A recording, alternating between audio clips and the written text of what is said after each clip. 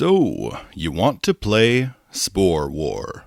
Hello and welcome back to Podfinder. My name is Philip, and I'm here to talk about Pathfinder 2nd Edition.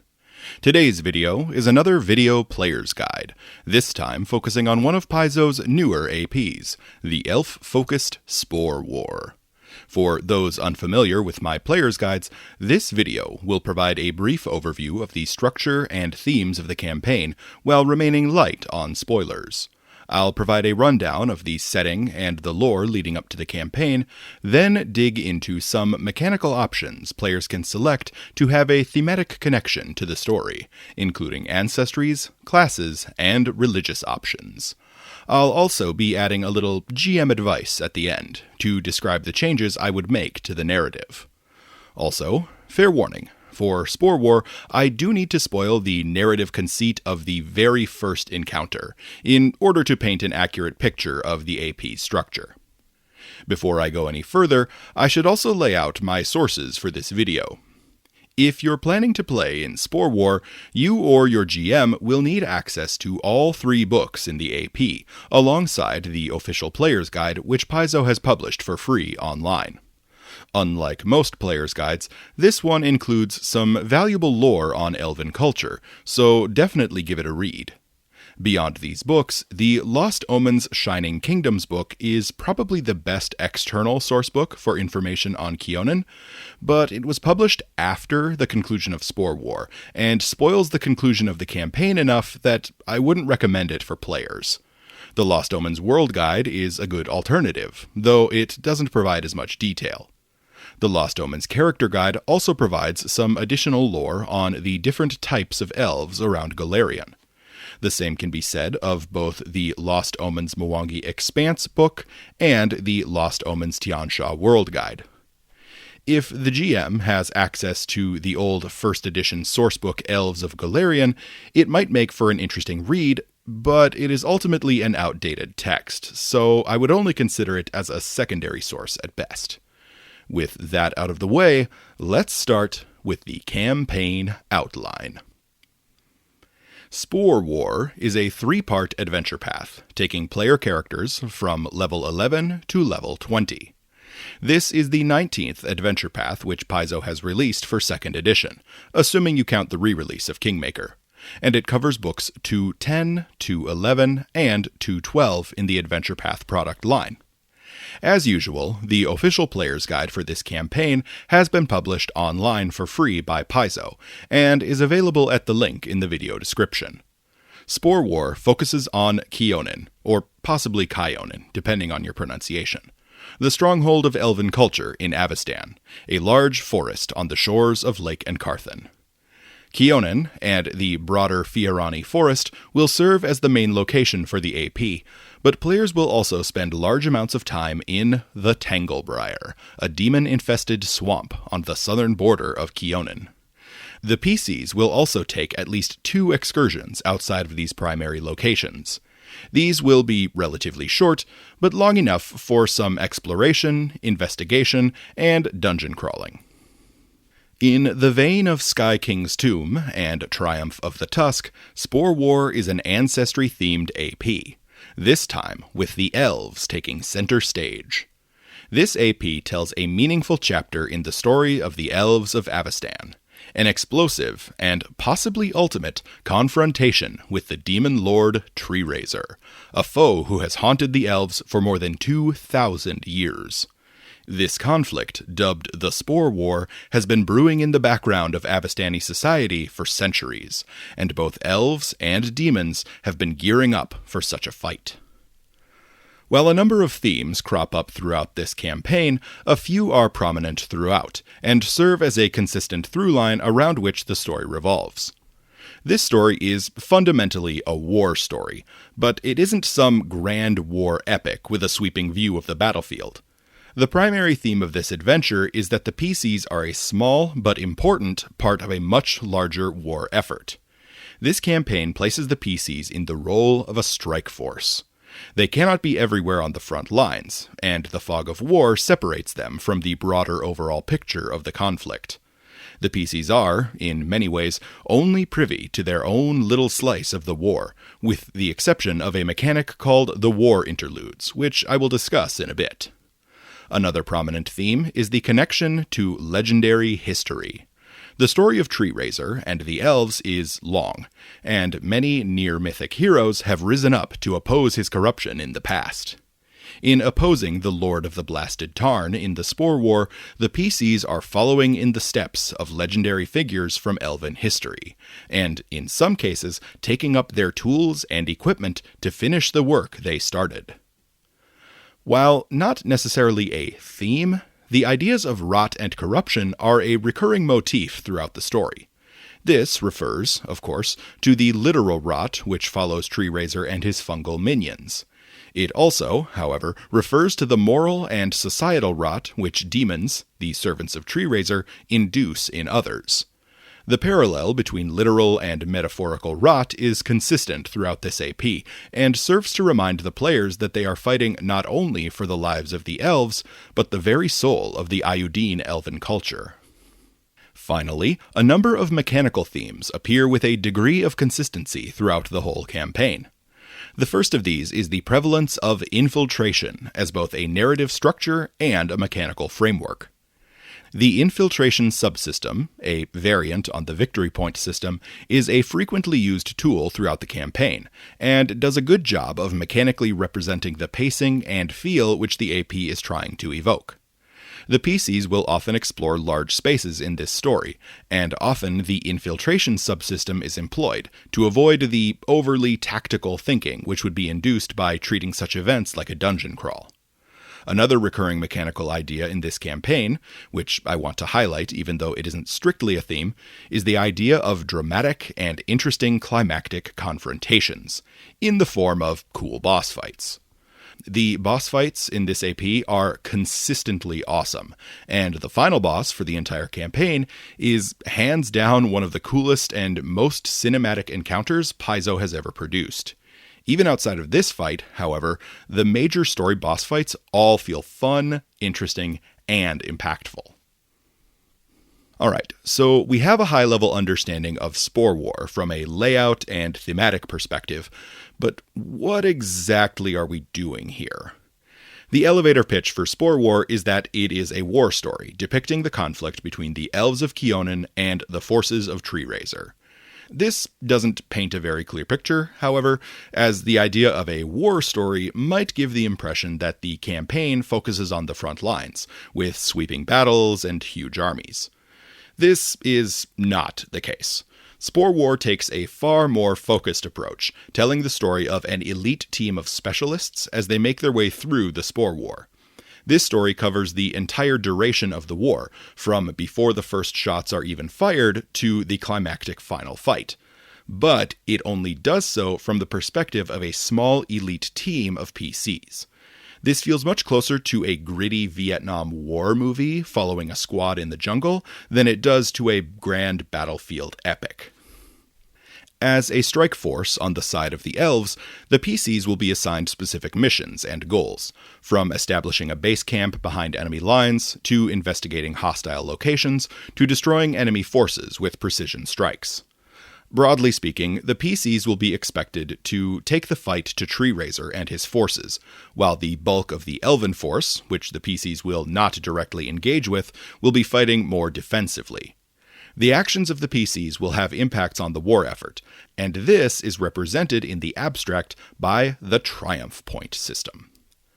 The Triumph Point system represents the positive influence which the actions of the PCs have had on the overall war effort. As the PCs succeed in their missions, they will acquire Triumph Points, which they can later spend to influence major events in the war.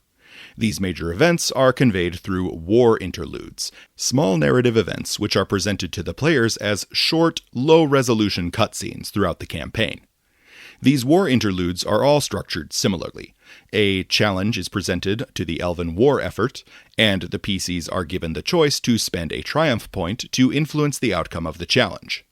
If they spend a point, the elves, and potentially the PCs, will experience some sort of benefit.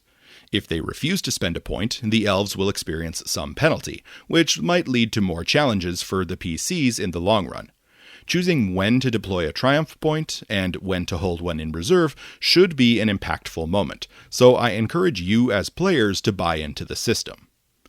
The triumph point system is the primary method by which the PCs will engage with the larger war effort, so if you were hoping for a front-lines-spanning battlefield story, you might want to wait for next year's Hellbreakers or Hell's Destiny APs. So, if Spore War covers the timeline of the entire war, where exactly do the PCs start? Well, in the case of Spore War, this depends pretty heavily on your GM. See, Spore War's first major encounter is something of a prologue, which takes place 6 months prior to the actual kickoff of the story. Book 1 openly tells GMs that they could run the entire first chapter as a flashback to make the pacing of Book 1 feel tighter if they want. For that reason, I'm not entirely certain where the PCs will start at the beginning of your particular instance of playing Spore War. I'll present information on both the prologue chapter and the formal campaign kickoff here for that reason. If you want to go into the first book completely blind, jump ahead about 3-ish minutes until the next slide. As written, the campaign kicks off with the Battle of Lantana Beach, a combat encounter which allows the PCs to show off their combat prowess and earn the gratitude and trust of Queen Telandia and other members of her court. The setup for this encounter is fairly straightforward, if a bit bare bones. The PCs are near Lantana Beach, on the shores of Lake Encarthen, about 10 miles from the elven city of Greengold. Why are the PCs here? Well, that's up to you. You'll need to work with your GM to answer that question. On the beach, they see the Elves of Kyonin hastily preparing catapults. Why all the activity? Because floating toward the shore are a collection of undead-ridden ships, barges containing plague zombies sent by Tar-Baphon to infect and devastate Greengold and broader Kyonin. The encounter is designed such that the PCs play a critical role in the defense of Greengold, thus earning the trust of Queen Telandia. After the Battle of Lantana Beach, the campaign proper begins. The PCs are invited to a celebratory feast hosted by Queen Telandia herself, during which she rewards the PCs for their bravery and heroics, while also sizing them up and assessing their future usefulness. Once she is sufficiently impressed, Telandia recruits the PCs to be her representatives and agents at the upcoming meeting of the proposed Encarthen Alliance. The Encarthen Alliance is a group of 7 nations, or factions, which exist on the shores of Lake Encarthen, and who stand to lose the most in the face of Tar-Baphon's rising threat. The members of the proposed alliance are Kyonin, Druma, Molthun, Nirmathas, Ustalav, Razmirin, and the Knights of Lastwall. The goal of this conference is simple. Queen Telandia wishes to formalize the alliance and have each member state ratify as many articles of allegiance as possible. The 4 articles are: Article 1, the Writ of Non-Aggression, which prevents each member of the alliance from fighting with the others, so long as Tar-Baphon remains active. Article 2, the Mutual Aid Alliance, which sets the conditions for discounted or outright free material aid which member nations can expect from one another in case of large-scale military activity within their borders. Article 3, the Self-Defense Agreement, which compels member nations to send military aid in the form of troops, weapons, and magic to aid other nations when they are attacked by Tar-Baphon. Essentially, an attack on one nation by the tyrant constitutes an attack on all of them. And Article 4, the Conquest Accord, which sets the terms of any final victory over the tyrant once he is ousted from the Isle of Dread. While Telandia is hoping to get each nation to sign all 4 of these agreements, she is not so naive to think that any one of them is useless on its own. She will settle for the nations agreeing to 1 or 2 of these articles if need be, and that is where the PCs come in. In acting as Telandia's representatives, the PCs will spend their time during the conference trying to influence the representatives of the prospective member states and convince them that joining the alliance is in their best interest. Now, some of you might be wondering, wait, I thought this was a Treerazer AP. Why are we so focused on Tar-Baphon? And to that I say, don't worry, this is a Paizo AP. Nothing in the first chapters ever goes according to plan. The Spore War, from a narrative perspective, is intended to kick off unexpectedly, like Pearl Harbor dragging the US into World War II. It will get there, just go with it at first. But if this council meeting really rubs your group the wrong way, just talk to your GM. There are definitely ways to get right to the action. Now, let's take a look at the broader trends in the encounters which PCs in this campaign will face. Broadly speaking, Spore War is centered around a series of missions, which consist of a mix of combat and non-combat encounters. These missions tend to be short, mostly intended to be completed in a single in-universe day. Non-combat aspects of these missions tend to involve exploration and investigation. Missions tend to take place in disconnected locations, with relatively little emphasis placed on documenting or detailing the travel between locations. The AP attempts to place more emphasis on the missions themselves, rather than overland travel or long-term wilderness survival. In addition to the mission-to-mission structure, the AP employs a few small to medium dungeon crawls. These are restricted in scope, as dungeon crawling isn't intended to be a major aspect of the AP. Though limited in size to about 1 or 2 level ups worth of challenges, these dungeon crawls are pretty solid, and are extremely atmospheric in their execution. Several of those cool boss fights I mentioned earlier appear at the end of these dungeon crawls, and the atmospheric tension induced by exploration of the dungeon, combined with the elements which effective dungeon crawling can introduce into those boss fights, goes a long way towards building up tension for the fight itself. Spore War presents a wide variety of non-combat challenges to the PCs, and to measure the progress of the party throughout these challenges, the campaign employs a number of victory point-based subsystems. The research subsystem occurs several times throughout the AP, but isn't especially prevalent outside of a few missions. The influence system, focused on social interaction, is especially important in the first chapters of the campaign, but takes a back seat after the first book. By far, however, the most important and prevalent subsystem is infiltration. The infiltration subsystem, which simulates the ability of the PCs to explore an area without being noticed, is a major mechanical pillar of the AP structure. It occurs on multiple occasions throughout Book 2 and frequently crops up in Book 3. If you don't like the infiltration system, or if it just doesn't fit the vibe your playgroup is going for, this AP might need some heavy editing and homebrew development before you'll be happy with it. Looking at the enemy types seen in this AP, a few broad trends emerge. Enemies with the plant or fungus traits are fairly common throughout the campaign, and in Books 2 and 3 in particular. Undead enemies are somewhat common as well, though not so common that you would want to build your character specifically to deal with them.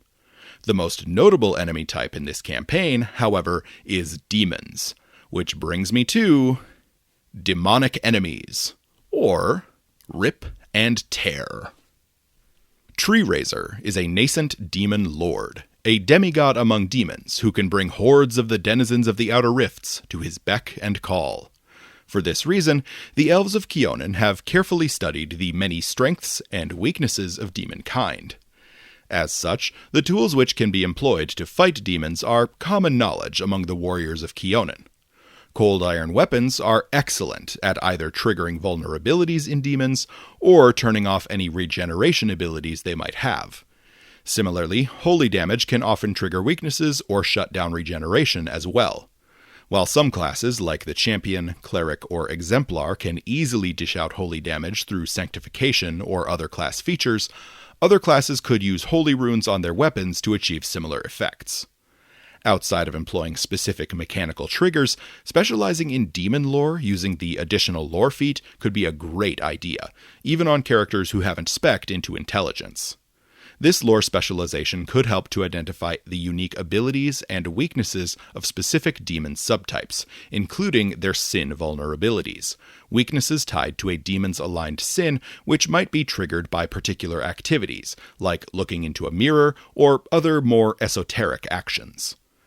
Demon lore might also help PCs identify the non-combat tricks which demons might employ, like shapeshifting or possession.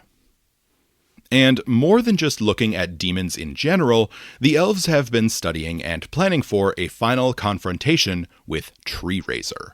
I won't provide mechanical specifics here to avoid spoilers, but broadly speaking, all elves would know a few basic facts about the mortal enemy of their people. Treerazer is incredibly fast despite his massive size, and he can fly, run, or swim with relative ease. He possesses a strange aura ability, which creates dangerous environments for plants, though the specifics of how this works are generally unclear. The Lord of the Blasted Tarn also has access to some spellcasting, and tends to favor fortitude-based effects. His natural attacks and special abilities generally cause one of 3 damage types: slashing, acid, and poison, though he does have a few options for other damage types as well. Finally, the Black Axe, Treerazer's signature weapon, has an ability which can heal him by cutting down and killing plants.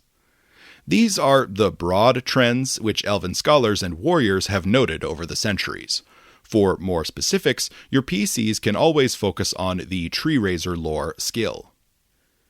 Beyond combat, a wide array of skills are useful in this campaign, and spreading your skill coverage out over the party is a good idea, as usual. All 3 of the primary social skills, diplomacy, intimidation, and deception, will have moments to shine and are worth covering in the party. Performance is useful as well, but has much more limited scope in this AP. Looking at the 5 core knowledge skills, nature, religion, arcana, occultism, and society, all 5 are important at various points throughout the campaign. Nature is definitely the most important, but really all 5 should be covered by the party. If you want to cover more specific lore skills, a few will have moments to shine, but warfare lore is far and away the most important, to the point that it might be a good idea for multiple party members to cover it. Beyond warfare, the aforementioned demon lore will be great for identifying enemies, and Treerazer lore is thematic and important at multiple points. In exploration activities, either in the missions, infiltration system, or dungeon crawls, the athletics, thievery, and acrobatics skills will aid the party in bypassing hazards or opening up new means of travel. Stealth, meanwhile, can be extremely useful in infiltration. The survival skill is also useful in getting to missions quickly and without risk, and in establishing safe bases of operation behind enemy lines. Finally, as always, the medicine skill is incredibly useful at keeping the party alive, and the feats which treat diseases and poisons definitely have points to shine in this AP. Because the AP is focused on Kyonin and the surrounding area, the number of languages which the PCs will regularly encounter is limited. Elven is the official language for the residents of Kyonin, though Taldane, sometimes called Common, is the trade language between Kyonin and its neighboring nations. Due to the number of Fae who are relatively common in Kyonin, the Fae language is a good option for linguistic coverage as well. Chthonian, which might be colloquially called Demonic, is another great choice for characters preparing to fight demons. Finally, Aklo, the closest thing the Darklands has to a common language, is versatile, since many oddball creatures speak the language, even if they aren't from the Darklands specifically. Other languages might be useful, but are less frequently encountered. Now, before closing out this campaign overview, I want to discuss what adventures or campaigns could lead nicely into Spore War. For my part, I generally suggest making up new characters for each AP you play, but I totally get wanting to carry over a character or party from a previous adventure. In that case, a number of Paizo products could serve as a great prequel to Spore War. Gatewalkers is the first which comes to mind, and honestly the one that I prefer. Gatewalkers is a 3-part AP which centers around strange magic affecting the Ayudara, the magical elf gate network connecting Golarion to Castrovel. This campaign ties into Elven history and culture, and connects PCs to Elven subcultures across Golarion and beyond.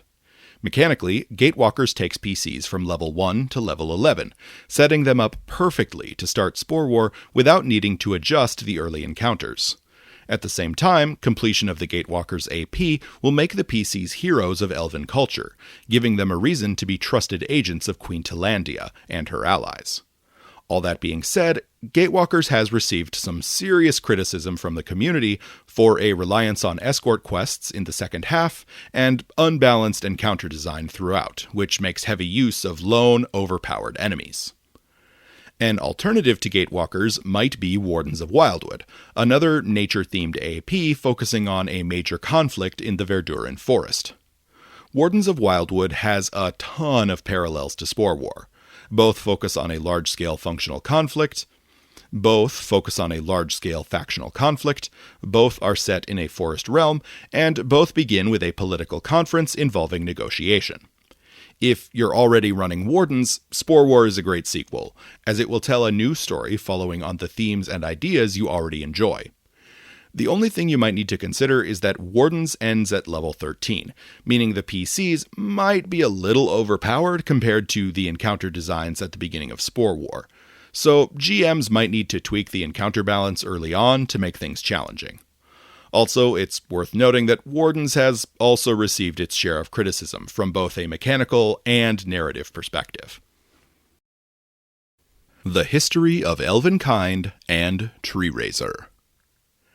As I discuss the history of the elves in this section, pay special attention to the names I've underlined on these slides, as they represent elven heroes from ages past, whose stories and legends play special importance to the story of Spore War. The roots of the Spore War go all the way back to the arrival of the elves on Golarion, sometime during the Age of Serpents. The elves did not originate on Golarion, but are instead native to the neighboring planet of Castrovel, the Venus to Golarion's Earth. On Castrovel, the elves made their home in the land called Sovirion. Here, they developed their own culture with their own gods, including Calistria, Desna, Ketifis, Yulral, Findelad Lara, and Cernunos. The elves prospered on Castrovel for countless years. It wasn't until they discovered a large, naturally occurring magical gateway that they hopped between planets and arrived on Golarion for the first time. This was sometime in the Age of Serpents, though the exact date remains unclear. This naturally occurring portal connection remained open for some time, allowing travel between Castrovel and Golarion, but in the Age of Lost Omens, it must be activated in order to function. Notably, when the elves first arrived on Golarion, they brought with them the Sovirion Stone, a tremendously powerful magical crystal with some esoteric connection to portals and teleportation magic. The precise origins of the stone remain a mystery.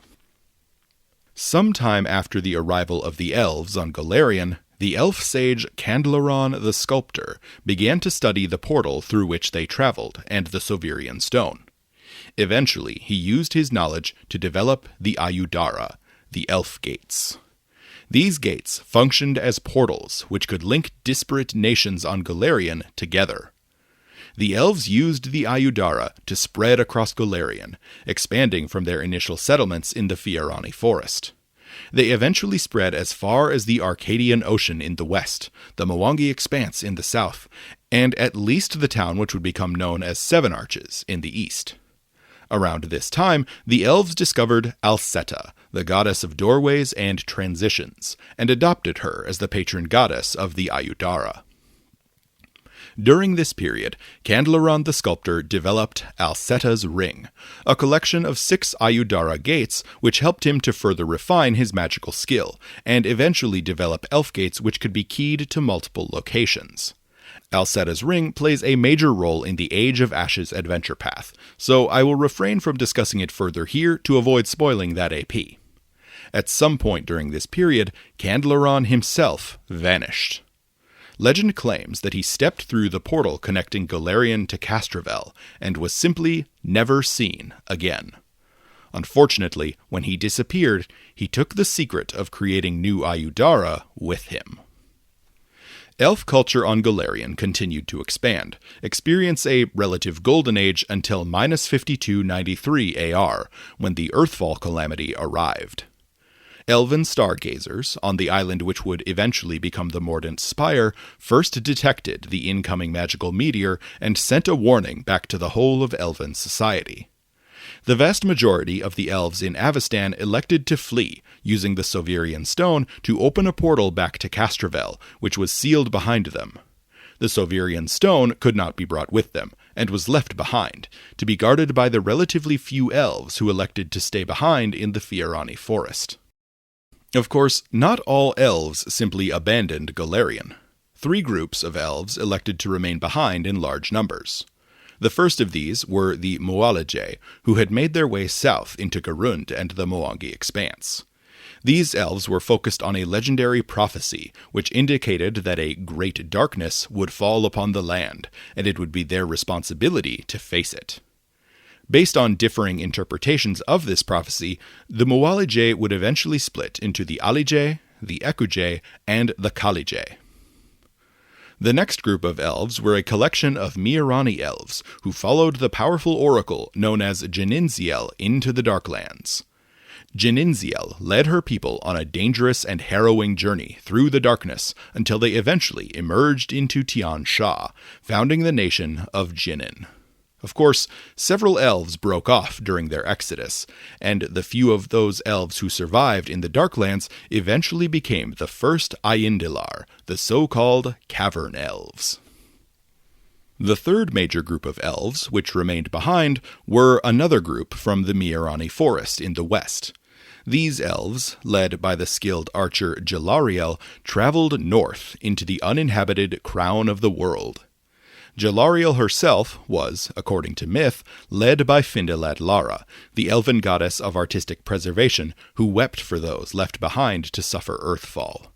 These elves carved out an existence for themselves in the frozen north, eventually becoming the Ilverani. During and immediately after the Earthfall calamity, the corpse of the goddess Akavna fell to Golarion's surface. Killed by the magical and mysterious Earthfall meteor, her soul didn't pass on in the normal way. Through some mysterious eldritch process, her body mutated into the Mordant Spire, a living tower suffused with the remains of the goddess's spirit. From there, we jump forward more than 7,500 years, to 2497 AR. This was when the nascent demon lord Treerazer first arrived on Golarion. Treerazer is too weak to be a true demon lord, hence the word nascent. He is the son of the true demon lord Sith Vesug, a demon of corruption and rot. Coveting his father's position, Treerazer attempted a coup to seize power. His plot was thwarted, however, and he was ousted from his father's unholy realm of Jaharlu. Treerazer was either banished to Golarion or fled there to escape his father's wrath, and his isolation on Golarion was so total that his soul became bound there over the centuries, meaning any death he suffered on the material plane would be permanent, and he would not reform in the outer rifts as most demons did. Before he fled, however, he crafted his personal weapon from the essence of Jaharlu, the Black Axe. Treerazer wandered Avestan for centuries, until he made a fascinating discovery. In 2626 AR, he learned of the Ayudara, and the mysterious Sovirian Stone which powered and connected them. Coveting this strange magic for himself, Treerazer began to conquer and corrupt the Fiorani forest, seizing many Ayudara and establishing a blighted swamp called the Tanglebriar as his personal domain. At this time, he took up the title of the Lord of the Blasted Tarn. The few remaining elves in the region attempted to resist him, but lacked the power and numbers to oppose such a powerful foe. They called out to their cousins on Castrovel for help, but no response was heard for years. During this period, the Ayuvaran mortal Milani developed a seething hatred for Treerazer, and a bitterness toward the Sovirian elves who failed to help her people. In frustration, she embraced human civilization, eventually becoming a saint in Erodin's church and a full goddess upon his death. Finally, in 2632 AR, the Elves of Sovirion responded to the threat of Treerazer. As the nascent demon lord made a play for the ancient capital city of Iadara and the Sovirian Stone itself, the elves returned en masse. Led by the god Cetiphus himself and his Wilderheart hunting companions, the elves charged through a portal from Castrovel, rescuing the stone and saving Iadara from corruption. This kicked off the war with Treerazer in earnest. As a minor side note, when the elves returned to the Fierani forest, they found that their old homes had not entirely remained empty. Famously, in the town of Omesta, the elves returned and found that gnomes, newly arrived on Golarion since Earthfall, had settled in. Rather than fighting, the elves and gnomes made peace, and began to cohabitate. Back to the war, after years of fierce fighting, Treerazer established a new forward command post for himself. He corrupted and occupied the largest temple to Calistria in all of Kyonin, which was located in the city of Shevaroth. This new home base became known as the Deathstalk Tower, and its corruption and occupation would haunt the elves of Kyonin for centuries. Possibly in response to the capture and corruption of Deathstalk Tower, the elven witch Silicifex, who was a devout follower of Calistria, made a bold move. In 2988 AR, she contacted the mighty elven archwizard Aelthean. Aelthean had been one of the few elves who remained behind during Earthfall, isolating himself in his personal, time-isolated mansion called Arabrecht. With Silicifex's convincing, Aelthean finally joined the fight, and personally faced off against Treerazer. The Demon Lord proved far stronger than anticipated, however, and Aelthean only succeeded in weakening him. Aelthean vanished in this conflict, and the ruin of Dim Crater notes the location of the fight to this day. Thanks to Aelthean's sacrifice, however, Treerazer and his allied demons lost much of their momentum. The elves pushed them back steadily over the next 50 years, during which they eventually solidified the modern borders of the Tanglebriar. The final major battle of the war ended in 3041 AR, at which point the war slowed to a standstill, and was officially declared over. The Tanglebriar persists on the southern border of Kyonin to this day, with Treerazer taking shelter in the Witch Bowl, his mobile fungal fortress, which plays host to his demonic armies and various eldritch labs and cesspools. With the borders of the Tanglebriar solidified, the elven hero Kailos Sindar set to work clearing the remaining corruption from broader Kyonin. Treerazer had many loyal demons under his command, and small pockets of fiendish loyalists and corrupted plants and fae remained within elven territory. The efforts of Kailos Sindar became a unifying element of elven culture after the war's conclusion, and reminded many elves that they still had a broader purpose in the world. Several years later, in 3050 AR, the witch Silicifex gathered a loyal force of Calistrian warriors and priests. She and her followers had a singular goal: to reclaim Deathstalk Tower, and restore it as a temple to their goddess. Unfortunately, after they set out into the Tanglebriar, they were never heard from again. That Deathstalk Tower still remains corrupted to this day is a testament to their failure. Centuries later, in 3520 AR, the hero Kailos Sindar defeated the corrupted Hydra known as Slithermaw, who was one of the last and strongest of the remaining Treerazer loyalists in Elven territory. Slithermaw's venom, however, was incredibly potent, and despite his victory, Kailos Sindar soon died. He was honored as an Elven hero, and the coastal town of Greengold was founded in his memory. Now we jump ahead to 4445 AR, less than 300 years ago in universe, when Queen Talandia Edasaril ascended to the throne of Kyonin. After centuries of elven isolationism in the Inner Sea region, Talandia has seen fit to change the course of her people. Talandia has foreseen the doom of her people if they continue to shut themselves off from their neighbors, and so has made efforts to open up relationships with the neighboring peoples of the Inner Sea region, and with the disparate elven communities around Golarion.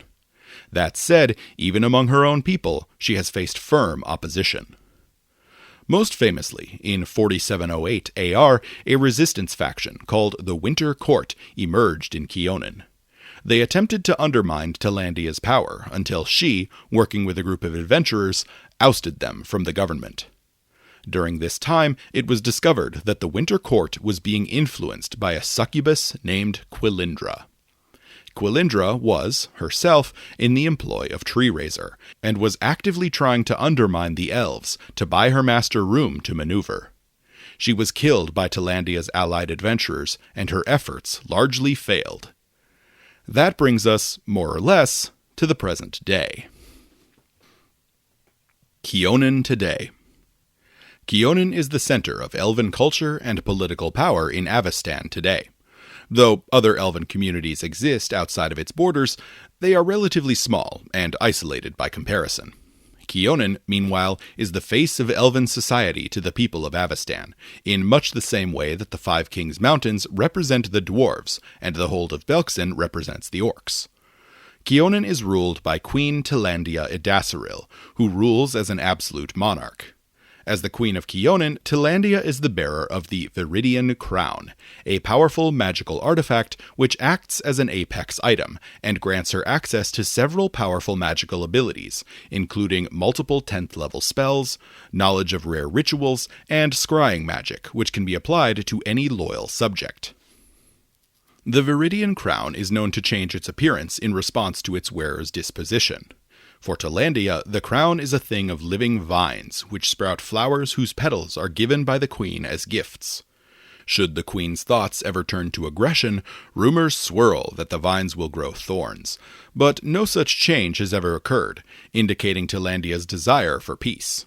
As a ruler, Talandia has embraced the idea of delegation, finding and appointing capable and well-meaning subordinates to handle the day-to-day tasks of rulership, while she focuses on diplomacy and long-term problems. In ruling Kyonin, Queen Talandia is bound by the two major laws of Kyonin, which have existed since time immemorial. The major laws are universal, and cannot be superseded by the minor laws. The first major law states that no elf may ever impose on another elf's freedom. The second major law, however, states that all elves must obey the edicts of the ruling monarch. Historical precedent states that, in times of desperation, the royal monarch's edicts may violate the first law, but all elven monarchs are aware that doing so walks a dangerous line. Between these two laws, the remaining regulations in Kyonin are created either by local city or town councils, or by royal edict. Naturally, these minor laws get far more specific and detail-oriented. In her tendency toward effective delegation, Queen Talandia has established several official councils, which have power over specific aspects of life in Kyonin. Many such councils exist, but the three most prominent are the Councils of Justice, Guidance, and Sanctity. The Council of Justice has jurisdiction over crime and punishment, a topic which must be handled with extreme care, given the importance of the first major law. The Council of Guidance, meanwhile, makes up the majority of the Queen's advisors. They are the experts on policy-making and specialty topics like economics. The Council of Sanctity has authority over cultural concerns, which essentially boils down to the preservation and recovery of elven culture and history, and the settling of religious disputes. Unsurprisingly, for a nation with an absolute monarchy, the Elves of Kyonin have a noble class. Unlike humans, however, the elven nobility is not delineated by named rank.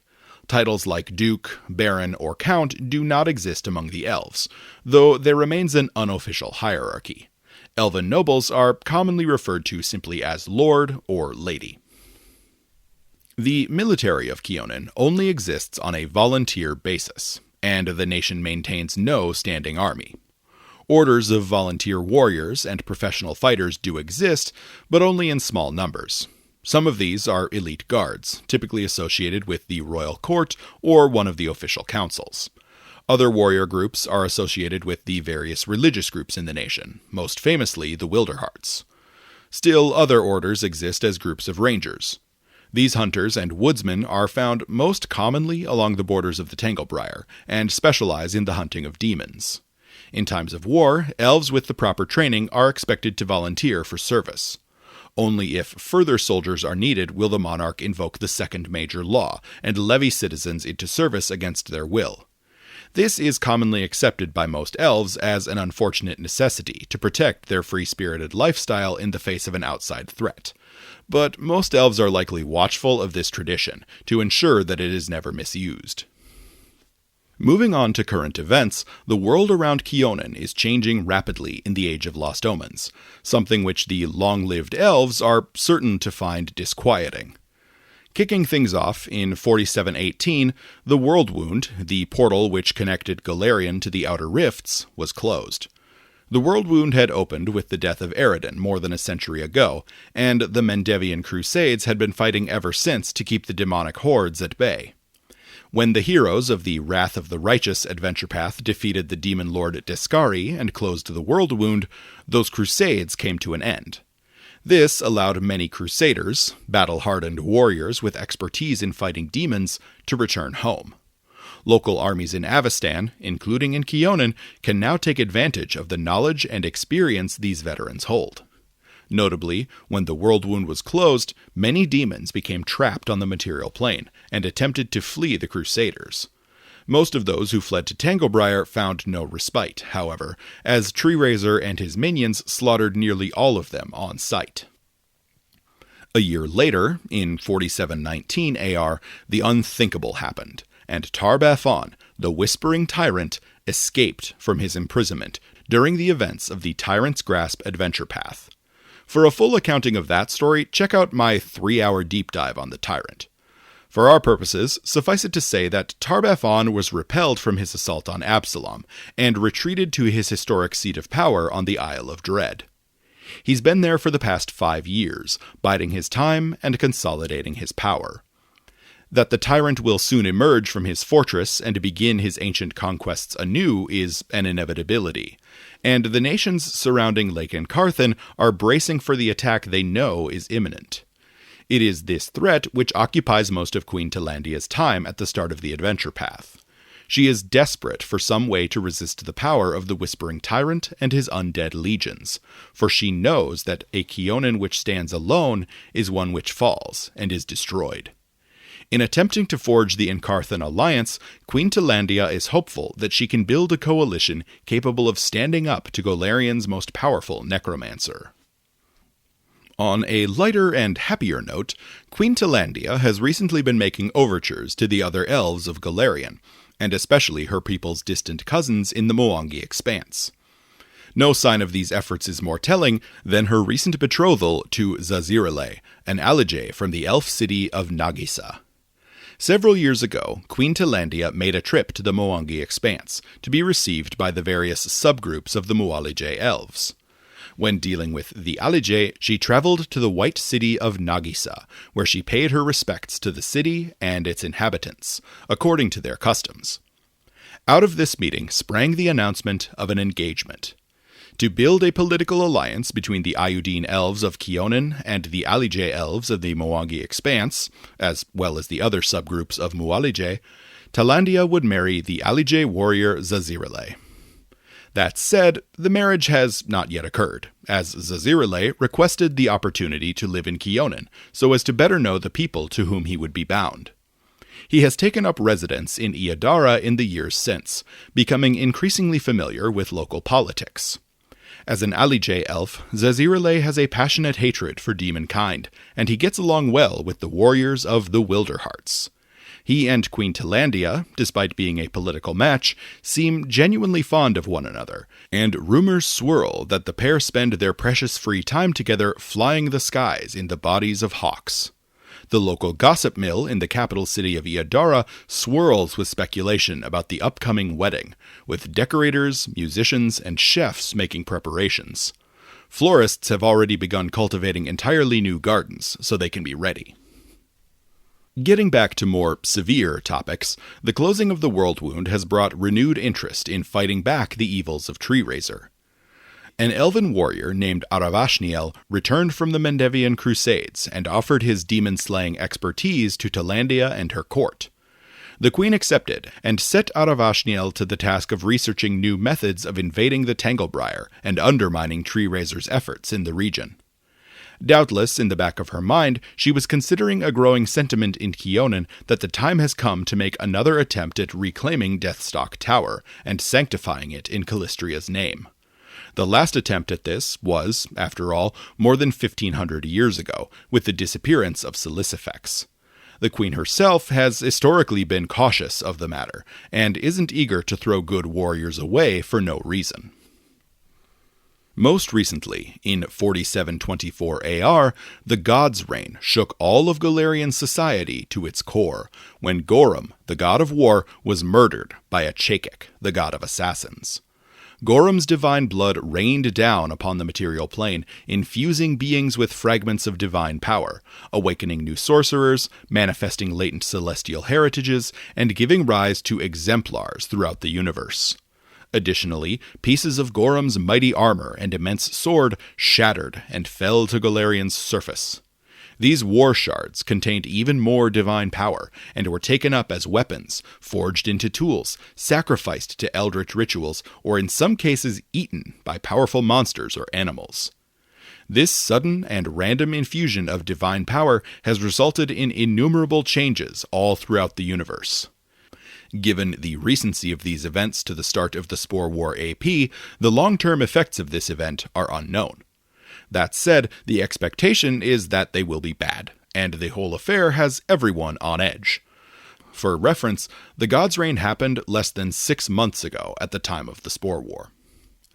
Following the God's Reign was the still unfolding War of Immortals, a series of conflicts among Golarion's gods which resulted in major changes to many of the pantheons throughout the Inner Sea region. The biggest impact to the elves was almost certainly the loss of the god Cernunnos, who vanished into the Dark Tapestry. Cernunnos was the elven deity of fertility and wild animals. The impacts of his disappearance are not detailed in this adventure path, or in the recent lore book Lost Omen's Shining Kingdoms.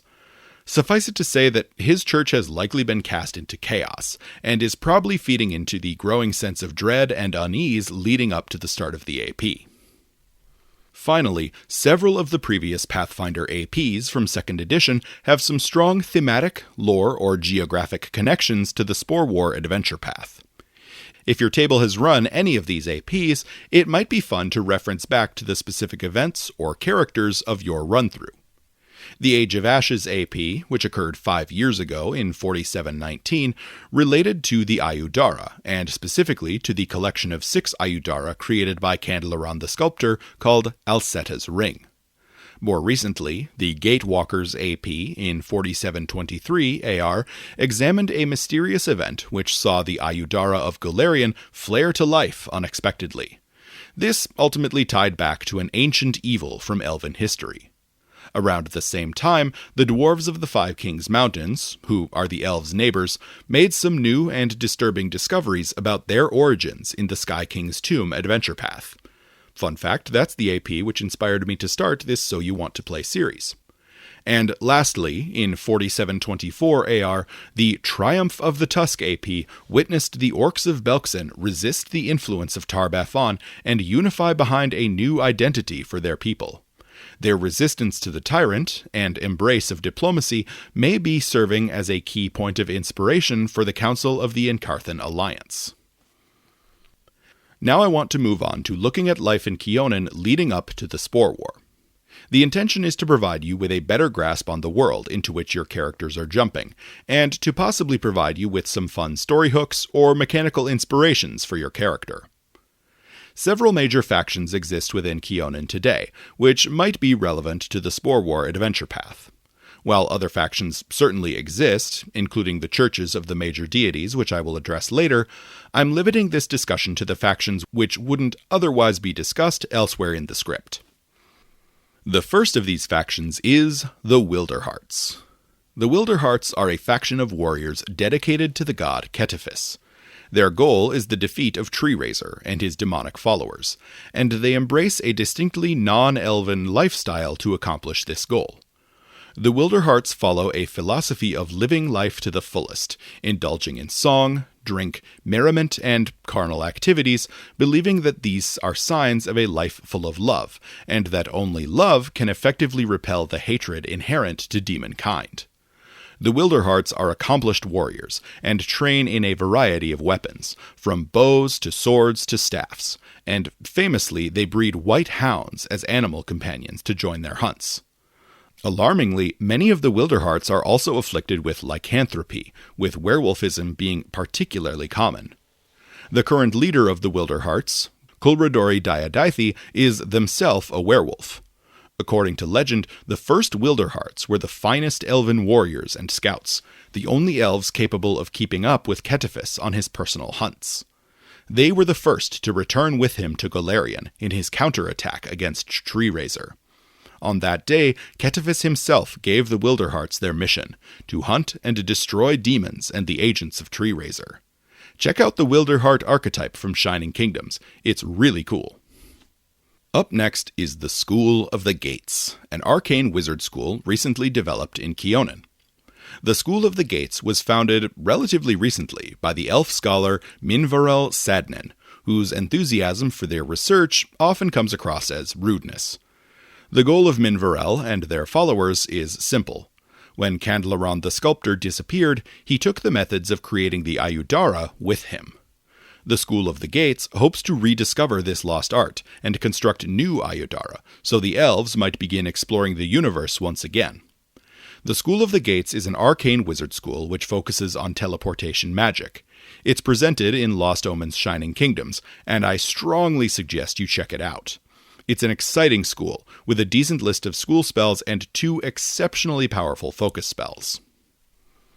The next major political faction in Kyonin is the recently founded Ayulor. The Ayulor is a collection of scholars, explorers, and archaeologists with a broad long-term goal. When the elves fled Golarion to avoid Earthfall, they left behind a large number of artifacts of tremendous personal, historical, and cultural value. Some of these were buried or lost, others were taken as trophies by Treerazer, and still others were found by humans and other ancestries and taken as salvage. The Ayulor seek to locate these lost artifacts and return them to the elves to whom they belong. Bear in mind that elves have long memories, and descendants of the elves who fled Earthfall might very well have good records of everything their family left behind. The Ayulor are led by Solaire Redriak, who is enthusiastic to the point of detriment. He's more than willing to hire less than scrupulous adventurers and mercenaries, not out of malevolence, but out of an eagerness to rediscover the lost history of his people. The Ayulor will need to tread cautiously in the coming years, so as not to disturb relationships between the member states of the anticipated Encarthan alliance. Notably, though Solaire Redriak currently leads the Ayulor, he wasn't its founder. It was founded by the Ayuvaran Ophelia Westernine. One final faction worth mentioning in this section is the House of Sky. The House of Sky is a community of intelligent giant owls who make their home in the northern Five Kings Mountains. Their eyrie directly overlooks the Tanglebriar, and they have a fierce hatred of Treerazer and his demonic minions. For this reason, they have long allied themselves with the Elves of Kyonin, even though they generally distrust members of other ancestries. The leader of the House of Sky is Winglord Krya, a stern and tactical leader who commands equal parts respect and fear. Though Krya maintains a fearsome reputation, he has been known to guide lost travelers in his territory to safety, though he would never admit it. Like I mentioned earlier, there are religious factions who are also relevant to this story, though far more information has been provided on the gods and their faiths than on the structure of their churches. Religion plays an important role in elven society, and the Elves of Kyonin worship a specific collection of gods. Elves see religion as deeply personal, and generally avoid preaching or evangelism outside of formal worship services. I'll mention this in a moment, but the elves are dedicated to personal freedom, and this means that individual elves are largely indifferent to the beliefs of others. Religious recruitment or debate, therefore, are very rare among the elves. I've shown the holy symbols of these 7 deities here on screen, and we'll go through each of them in detail. 6 of these deities are members of the Sovirian Conclave, the pantheon which is commonly referred to as the Elven Pantheon by the non-elves of Avestan, which I will also discuss. The top row of gods on this slide are the deities who are most broadly worshipped outside of the elves. The first of these is Desna, the Song of the Spheres. Desna is a goddess of travel, the night sky, dreams, and luck. She commonly presents herself as a naked elven woman, leading many to consider her an elven goddess despite her broad appeal. Elves see Desna's wandering heart and tendency to move from interest to interest as representative of their own freedom-loving tendencies.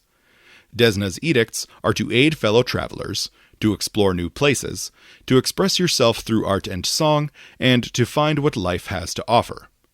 Conversely, to foster despair or terror in the innocent, to cast nightmare or similar magic to corrupt dreams, or to engage in bigoted behavior are all anathema to Desna.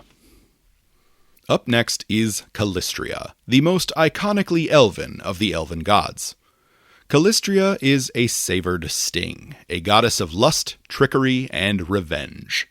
Each of these three aspects is worshipped independently, and followers often focus on one over the others.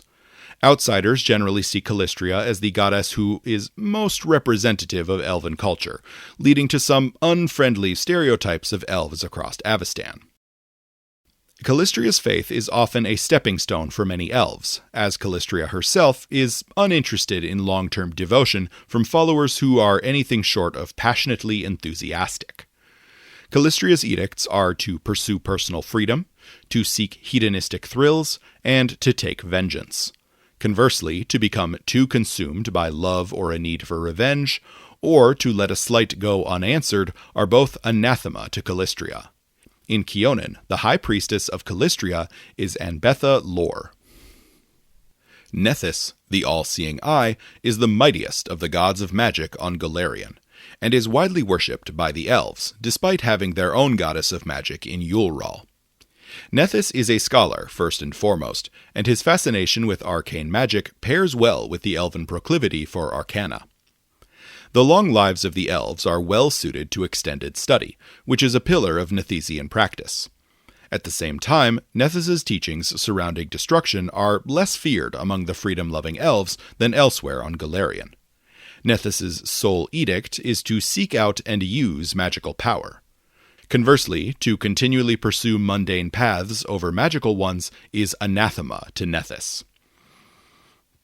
Yulral, the Wise, is the elven goddess of magic and crystals. Yulral is an ancient ancestral goddess whose origins trace all the way back to Castrovel. While a patron of all forms of magic, her favorite magical tradition is primal, and she has a distaste for magic which deals with mortal-made items like forged weapons. Outside of spellcasters, Yulral is commonly worshipped by jewelers, due to her fascination with crystals. Yulral is also the elven deity most accepting of Ayuvarans. Yulral's edicts are to practice herbalism, to use and enchant gems, to encourage and teach magicians and jewelers, and to preserve elven magic and knowledge. Conversely, to cut a gem for aesthetic reasons, to defile nature, and to allow the irresponsible use of magic are all anathema to Yulral. Fyndalad Lara, the Guiding Hand, is the elven goddess of art, culture, and cultural preservation. She, like Yulral, was brought with the elves from Castrovel. She is the most isolationist of the elven deities, and has no interest in non-elven followers. Fyndalad Lara is a strict master, and teaches art as a practice of precision, with clearly defined rules and processes which must be followed. Freedom of expression comes second to practiced skill. Fyndalad Lara particularly favors architecture as a form of art. Her edicts are to preserve elven art and architecture, to bless and secure households, and to inspire and aid others with your works. Conversely, to break the laws of hospitality, or to allow a guest to bring harm to your family are both anathema to Fyndalad Lara. Ketiphis is the Hunter, the elven god of hunting and forestry. He is notable for his fierce hatred of Treerazer, and famously led the assault on Treerazer's forces as the Ayudine returned from Castrovel. More than just an elven equivalent to Erastil, Ketiphis aggressively hunts demons and undead, and has a passion for the night and moonlight. He is aided in his efforts by his companions, the hawk Falling Star and the dog Macho. Ketiphis also encourages his followers to care for the forest and preserve the environment. His edicts are to hunt and kill demons, to maintain the health of the forest, and to provide for your community. Conversely, to take more than needed from the wilderness, to hunt an animal for sport, and to aid Treerazer or his minions are all anathema to Cetiphus. Notably, Yulral, Cetiphus, and Findaladlara are commonly worshipped in shared temples, and they famously get along well. Finally, Alceta is the Welcomer, the goddess of doorways, transitions, and portals. Alceta is seen by the elves as the patron goddess of the Ayudara, the elf gates which once connected elf society all across Golarion. She also has dominion over defenses like gatehouses, making her popular among guards. As a goddess of transitions, she holds an appeal for all those who undergo significant life changes, especially gender transitions. Alceta teaches the importance of knowing when doors should be opened and when they should remain closed, though door in this context can be both physical or metaphorical. Alceta isn't a goddess native to Castrovel, but was adopted by the elves after the development of the Ayudara. Alceta's edicts are to offer to protect passageways, to offer to guide others through transitions, and to treat all other beings with respect. Conversely, to destroy a door or block a path for personal gain, or to stop a transition without good reason are both anathema to Alceta. If any of these gods sound appealing to you, I have some good news. I've produced deep dive videos on each of the gods mentioned in this section. These videos will give you everything you need to know to roleplay followers of these deities. There is, however, one exception to this. Much to my frustration, Paizo has produced 6-page lore articles on each of these deities, except for Yulral, the goddess of magic and crystals. I consider this a personal attack, and Paizo has obviously not published such an article just to spite me, specifically. The Sovirian Conclave is the name given to the pantheon which contains the majority of the deities worshipped by the elves. The Sovirian Conclave consists of Calistria, Desna, Alceta, Yulral, Findaladlara, and Cetiphus. Of the gods I mentioned earlier, only Nethys isn't a member of the pantheon.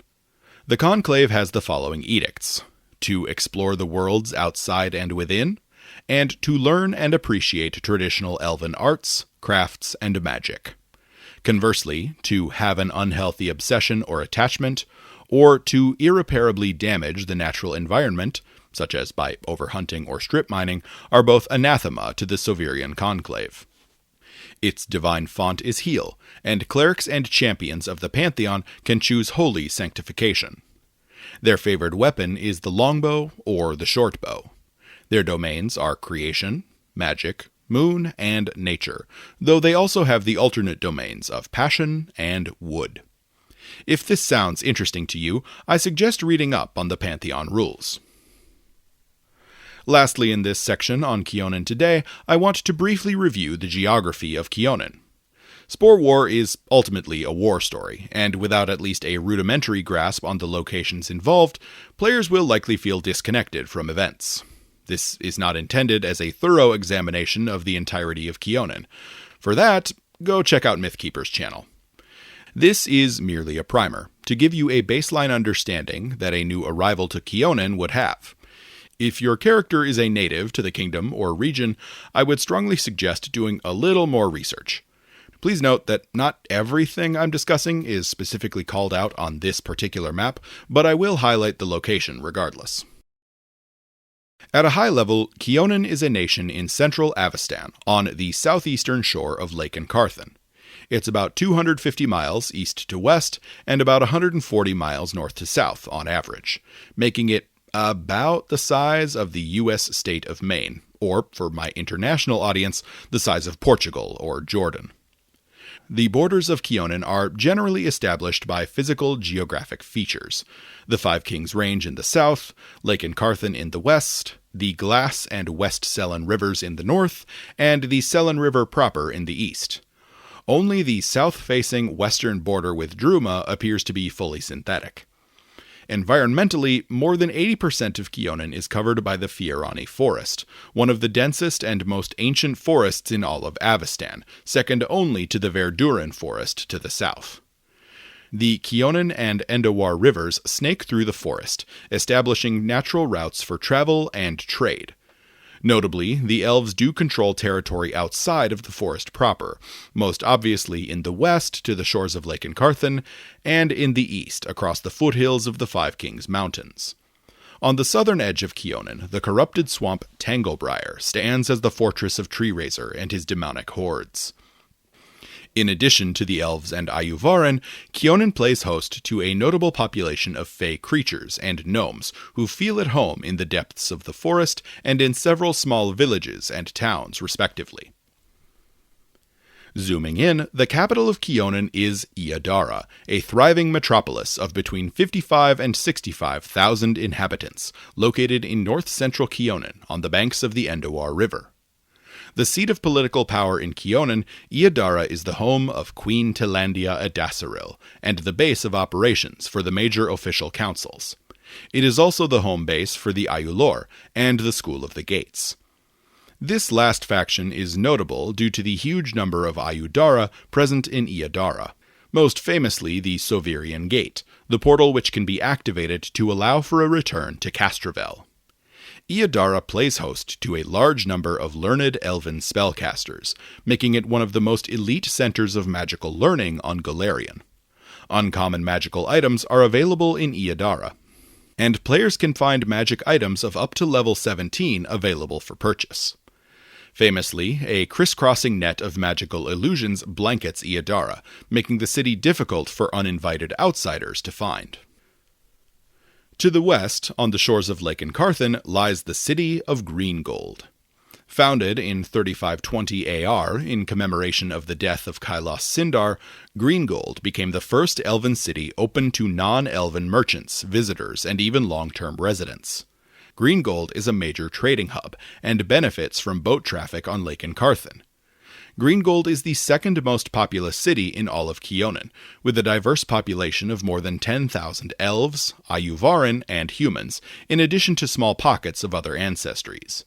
As a testament to Greengold's diversity, the current mayor is Salwyn Vanidori, a human. Greengold is set to be the site of the upcoming conference to establish the Encarthen Alliance.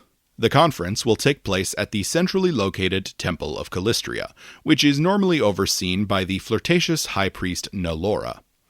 To an outsider, the most notable feature of Greengold is its distinctive architectural style. All the rooftops in the city are painted a warm, bright yellow. Between Iadara and Greengold is Omesta, the center of gnomish culture in Kyonin. Sometime after Earthfall, once most of Kyonin was abandoned by the elves, the gnomes arrived on Golarion from the First World. A group of gnomes discovered the abandoned town in Omesta and were ecstatic to have found a place to live. That said, these gnomes were highly respectful of the buildings the elves had left behind, and chose to build a life for themselves which didn't intrude upon the abandoned homes of those who came before. When the elves finally returned, thousands of years later, they found something remarkable: a whole gnomish settlement built in treehouses above their terrestrial village. The elves and gnomes soon made an accord and established a shared community. South of Omesta lies the riverside town of Riverspire, one of the few places in Kyonin where more conventional farming practices are employed. Here, vineyards surround the town, in support of a strong grape and wine trade. Riverspire was founded by the Morgathai family, a large clan of sculptors and artists who established a familial mansion in the form of an elaborately decorated tower at the town's center. Between Omesta and Riverspire lies the Century Root, a tree stump more than a half-mile wide. According to legend, this stump once belonged to the oldest and wisest tree on all of Golarion, and serves as a site of cultural and religious significance for the arboreals of the Fiorani Forest. For reference, arboreals are the Pathfinder equivalent of Tolkien's Ents. The Fiorani arboreals gather around the Century Root to hold their moots, discussions and gatherings in times of danger or stress. Far to the south, not far from the borders of the Tanglebriar, is the City of Thorns. This location was only recently discovered by the elves in the past couple centuries, and consists of an abandoned elven city hidden deep within the dense southern forests of Kyonin. The city has, for the past few centuries, been occupied by the mighty horned dragon Xul'Danavox, who rules as its queen. Telandia has made overtures to Xul'Danavox for the past few years, resulting in a tenuous official alliance between the Dragon Queen and the Elves. Xul'Danavox strongly prefers isolation, and rarely leaves the borders of her domain. Also near the border of Tanglebriar is the Dim Crater, the site of the ancient battle between Treerazer and the powerful archwizard Aelthean. This was previously the site of Erebrecht, the time-isolated mansion which Aelthean called home. Today, the only marker of the battle which remains is the eponymous crater, a round hole in the ground above which floats an orb of pure magical darkness. Given that no elven or demonic researchers who have approached the orb have ever returned, common knowledge is to avoid the location at all costs. Going back to Kyonin proper, the Moon Pool Causeways exist just to the east of Iadara. These pools of water are infused with strange magic relating to the flow of time. For this reason, the dragon and scholar Ekazarian believes that the pools contain the secrets to further developing the field of chronomancy, or time magic. Two sites in Tanglebriar are especially worthy of mention. The first is Shevaroth, the site of the infamous Deathstalk Tower. Shevaroth was once one of the largest and grandest elven cities in all of Kyonin, and played host to the finest temple to Calistria on Golarion. That ended when Treerazer seized the city in 2633 AR and corrupted the temple to his new base of operations. The elves still consider this loss to be a stinging wound, and many feel that the time has come for another push to retake Deathstalk Tower and purge the city of Treerazer's influence. As a reminder, the last attempt to seize power was led by the Calistrian witch Silicifex in 3050. She and her followers vanished without a trace. Finally, in the western depths of the Tanglebriar sits the Witch Bowl, Treerazer's enormous mobile fungal fortress. The Witch Bowl is a mega-dungeon all its own, and contains Treerazer's personal quarters, his treasure hoard of ancient elven artifacts, his eldritch laboratories, his prisons and torture chambers, and multiple barracks for his demonic armies. The Witch Bowl can move, creeping across the landscape like a crawling tumor on the land. This makes it difficult to scout or explore, as the surroundings are never the same day to day. From within his fortified rotting tree, Treerazer plots the demise of the elves, and until it can be invaded and destroyed, the Lord of the Blasted Tarn will be nearly impossible to permanently defeat. The Elves of Golarion.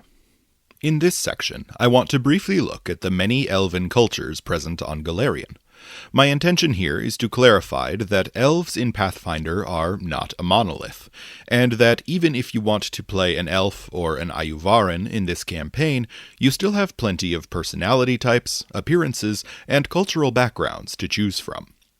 The elves, like I mentioned already, spread widely over Golarion's surface, largely in response to the Earthfall calamity. As such, a wide variety of elven cultures developed. With the recent changes in Queen Telandia's policies regarding the outside world, elves from most or all of these groups might travel to Kyonin in an attempt to forge or strengthen cross-cultural bonds between all the elves of Golarion. In addition to discussing elf subgroups, I'll also make note of the half-elf or Ayuvaran groups which descend from those elves where applicable. I'll start off with the Ayudine elves. The Ayudine are the elves you think of when I bring up the elves in Pathfinder. They are the Avistani elves, who generally make their homes in Kyonin. The word Ayudine roughly means those who returned, and refers specifically to the elves who returned to Golarion from Castrovel, and their direct descendants. The Ayudine elves are famously devoted to the idea of personal freedom. Their long lives give them centuries to appreciate the world around them and to take up a wide variety of interests and hobbies. To the Ayudine, the idea of infringing upon the personal freedoms of another is abhorrent, except in extreme cases. Relationships among the elves tend to be deeply interconnected, with multi-century lifespans allowing the elves to develop a personal connection with everyone in their community. This, coupled with the elven devotion to freedom, leads to a culture around romance which is largely defined by a lack of boundaries or structure. That said, the Ayudin desire to respect the freedoms of all has led to the development of a deep, particular, and refined culture of etiquette in Kyonin, and failure to follow these rules of etiquette can cause someone to be labeled as rude. Ayudin elves generally take a live-and-let-live approach to life, seeking the things in life which bring them the greatest joy, while encouraging and allowing others to do the same. Ayudin children are raised in a way which encourages independence and free thinking, while elven adults are encouraged to find a calling which suits their talents and interests rather than following in the steps of their parents. Ayudin architecture, and elven architecture more broadly, emphasizes a lifestyle which complements nature and exists in harmony with its surroundings. Ayudin elves rarely travel direct paths to get where they're going, and instead prefer roundabout methods of travel, which allow them to take in and contemplate the beauty of the world. The Ayudin elves of Kyonin have a passion for art, but treat it more as a cultural treasure than an economic industry. Physically, the Ayudin elves are incredibly diverse, with skin colors ranging from ghostly pale to deep tan, and even earthy brown. Their skin can also take on faint hints of blue, lavender, or pink in some circumstances. Hair, which is almost universally worn long, is slightly less diverse in color, ranging from traditional blondes, browns, and blacks to more exotic whites and grays, with the occasional silver or red present as well. Eye color is where the Ayudin are truly diverse, as their eyes can be almost any color of the rainbow. Ayuvarins descended from the Ayudin elves are commonly called the Gateborn, and they famously exist as the children of two worlds. Historically, the Gateborn struggled to find acceptance among the Ayudin, though this has improved under the reign of Telandia. Nowadays, they are commonly employed as intermediaries between the Elves of Kyonin and their human or dwarven neighbors. To the north, the Ilverani elves make their home in the Crown of the World, the frozen Arctic landmass which connects Avestan to Tian Sha. The Ilverani are the descendants of the elves who traveled north under the leadership of Golarion, who was herself guided by the goddess Findaladlara. Settling into life on the Crown of the World, the Ilverani became a hardy people, who used the teachings of their goddess to adapt to the harsh climate. They became isolationists, severely concerned with their own safety and preservation, and always wary of threats to themselves and the world more broadly. They became devoted artists and architects, mastering the art forms espoused by Findaladlara, and trained as exceptional scouts and explorers. Most outsiders find the Ilverani elves, whom they generally call snowcasters, to be a cold and distant people, who want few visitors and make for poor company. The exception to this rule are the Twilight Speakers, exceptionally devout followers of Findaladlara who see it as a sacred duty to travel the world and make connections with outsiders. It's from these Twilight Speakers that the majority of the snowborn Ayuvarin descend. Snowborn half-elves tend to be disliked by all Ilverani except their own parent, and humans often see them as cold and distant like their people, except in Irisen, where the Jadwiga see them as holding tremendous magical potential. On the other side of Golarion live the Elves of Jinin. Jininese elves descend from the Miarani elves, who fled into the Darklands and followed the charismatic Jininziel on a long and dangerous journey to the other side of the world. They didn't emerge until they found the roots of an immense deposit of dawn silver, more commonly called mithril, and followed those roots to the surface.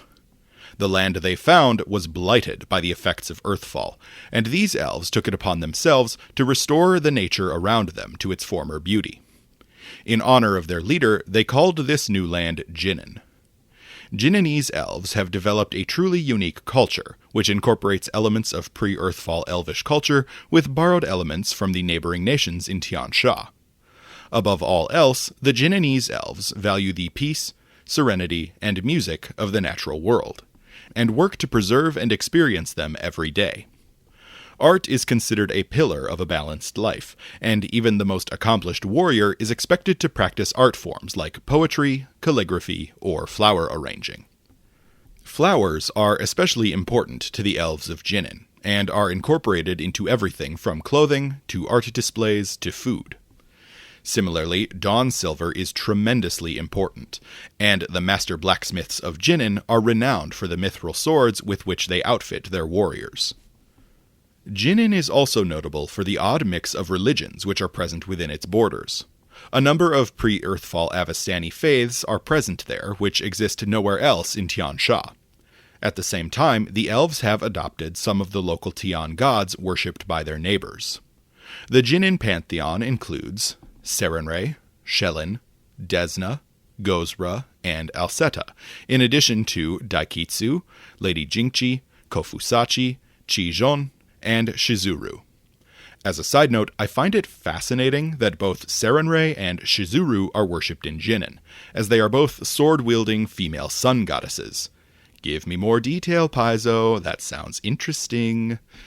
The Elves of Jinnin tend to wear their hair long and partially tied back, though they display a wide variety of hair colors, with black being the most common, but deep blue, silver white, and even pale pink have been shown in official art. Eye colors are similarly wide-ranging, from black and blue to purple and gray.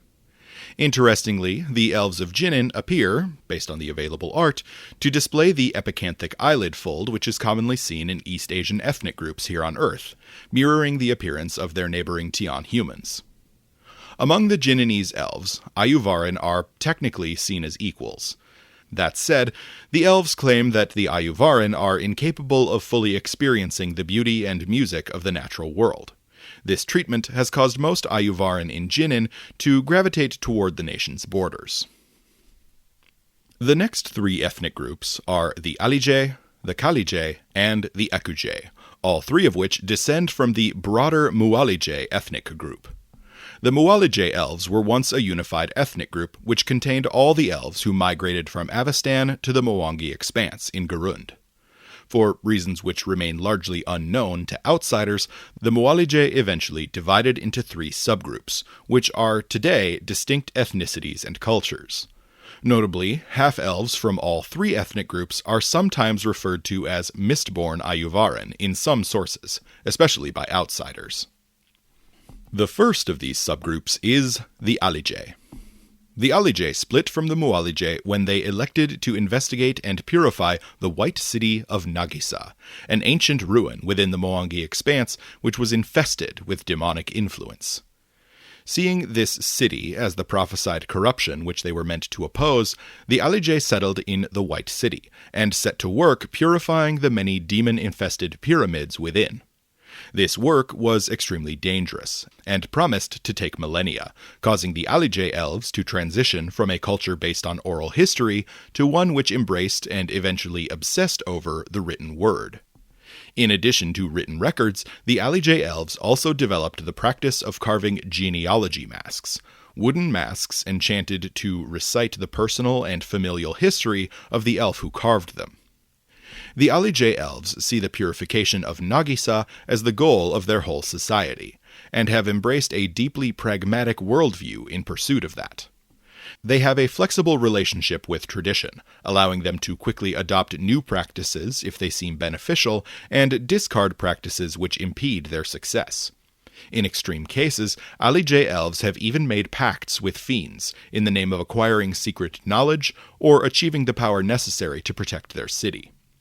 Adjacent to this, Alije elves generally see religion as a deeply personal matter, leading to the worship of relatively obscure deities among their ranks, alongside the worship of more traditional deities like Desna, Nethys, and Findaladlara. Notably, the Alije elves may have been the first mortals to worship Nocticula as the Redeemer Queen, prior to her ascension and redemption. Half-elves in Alije society are valued members of the community, in large part due to the small number of Alije elves. Alije Ayuvaran tend to be the most far-traveling members of Alije society, seeking the knowledge which their people need, and recording all that they see so they might eventually report back. The next subgroup of the Mualije elves are the Ekuje. The Ekuje elves define themselves as a people at war.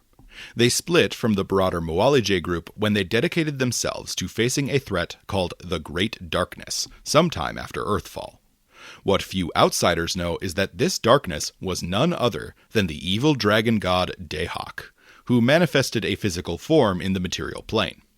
The ancient Ekuj faced Dahak in battle, eventually defeating him at the cost of their greatest warriors. This defeat is seen as temporary, however, as Dahak was merely sealed away, not killed. In anticipation of his return, the Ekuj developed a vigilant warrior culture dedicated to patrolling the Mwangi Expanse for signs of evil and corruption.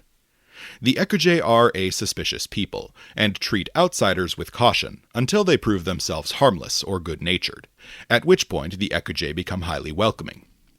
The Ekuj actively seek out evil in all its forms, so they might confront it, though they specialize in hunting dragons, demons, devils, and other fiends. Ekuj elves tend to be more muscular than other elves, due to their militaristic lifestyle, and have dark brown skin and dark hair. They use unique white paint on their skin to signify their family history, as well as things like their profession.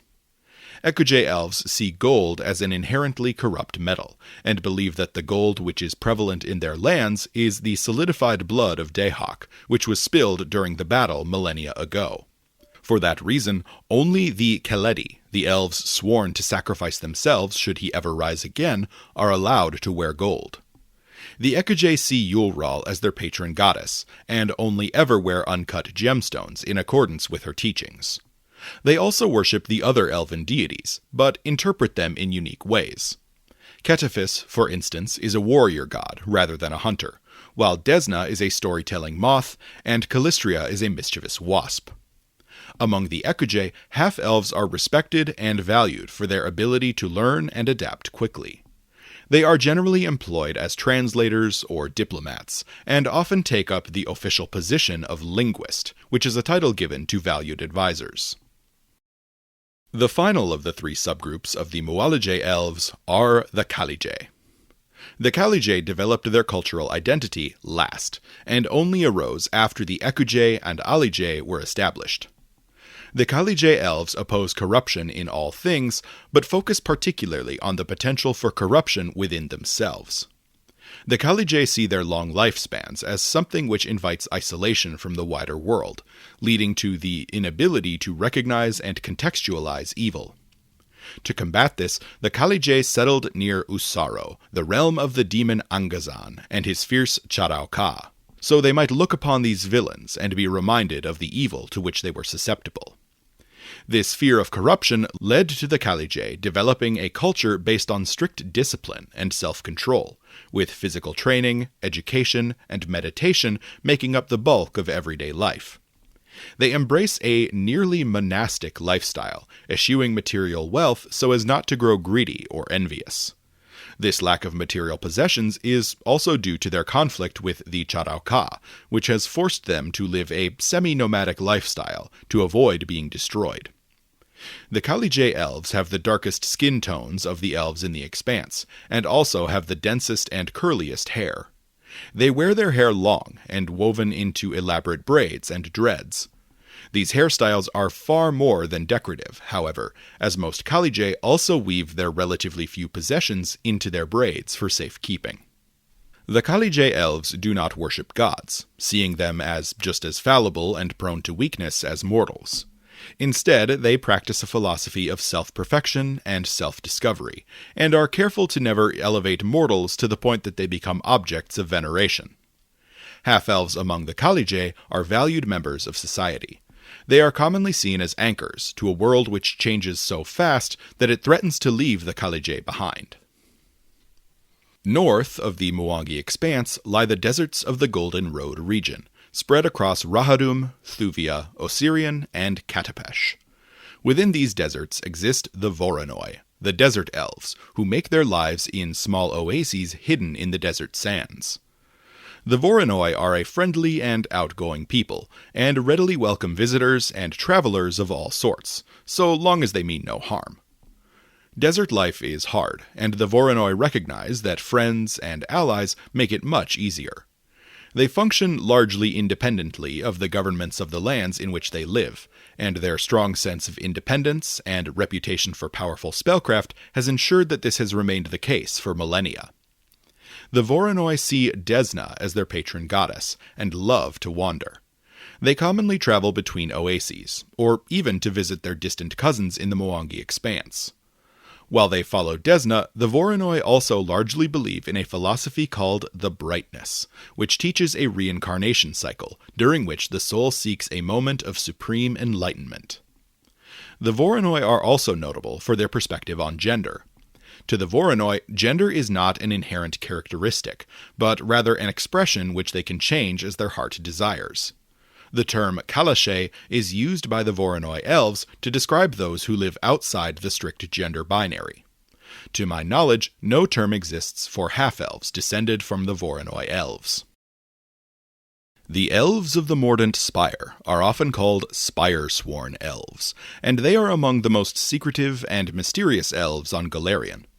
The Spire-sworn elves descended from the elves who settled within the Mordant Spire, an enormous tower which grew from the corpse of the Aslanti moon goddess Akavna, who died to save the people of Aslant. After the elves settled at the spire, they began to hear a voice, which they attributed to the deceased Akavna. The hearing of this voice gave the elves purpose, and they soon became the Spire-sworn. They consider themselves the rightful inheritors of Aslanti society, and speak almost exclusively in ancient Aslanti, further isolating them from the other elves of Golarion. Beyond that, the Spire-sworn are difficult to communicate with, as they often behave in conversation as if there is an additional unseen speaker, whom only they can hear. Spire-sworn elves are easily identifiable by their long, free-flowing hair and their intricately carved wooden masks, which obscure most, if not all, of their face. The Spire-sworn actively oppose the exploration of Aslanti ruins, or the exploitation of Aslanti artifacts. Outside of those rare circumstances, they hardly ever leave their home, or its immediate vicinity. Spire-born Ayuvarin, meanwhile, are a slightly different story. They are appreciated as emissaries and communicators to the outside world, and are often sent out as spies or diplomats so the Spire-sworn themselves can remain near their fortress. While both the elves and half-elves of the Mordant Spire revere Akavna, or at least her spirit, as a divine guide, some sources also claim that they hold Gozra, the wind and the waves, in high regard. The aquatic elves of Golarion are a widespread people, who make their homes in the various oceans and seas in and around the Inner Sea region. They appear to be most heavily concentrated in the Arcadian Ocean, and that is the group about which we have the most information. The bodies of aquatic elves have adapted to live both on land and under the sea. They have the ability to breathe air and water, and can survive effectively in both environments. That said, aquatic elves have a strong preference for life under the waves, as they believe that life in the sea is more vibrant, more alive, and offers greater wonders than a terrestrial existence. For this reason, most aquatic elves have developed an irrational fear of becoming trapped on land, and are loath to go too far from their beloved oceans. Aquatic elves are considered quite beautiful by other elves, with skin tones that vary wildly from white to deep blue, and hair that shimmers with aquatic colors.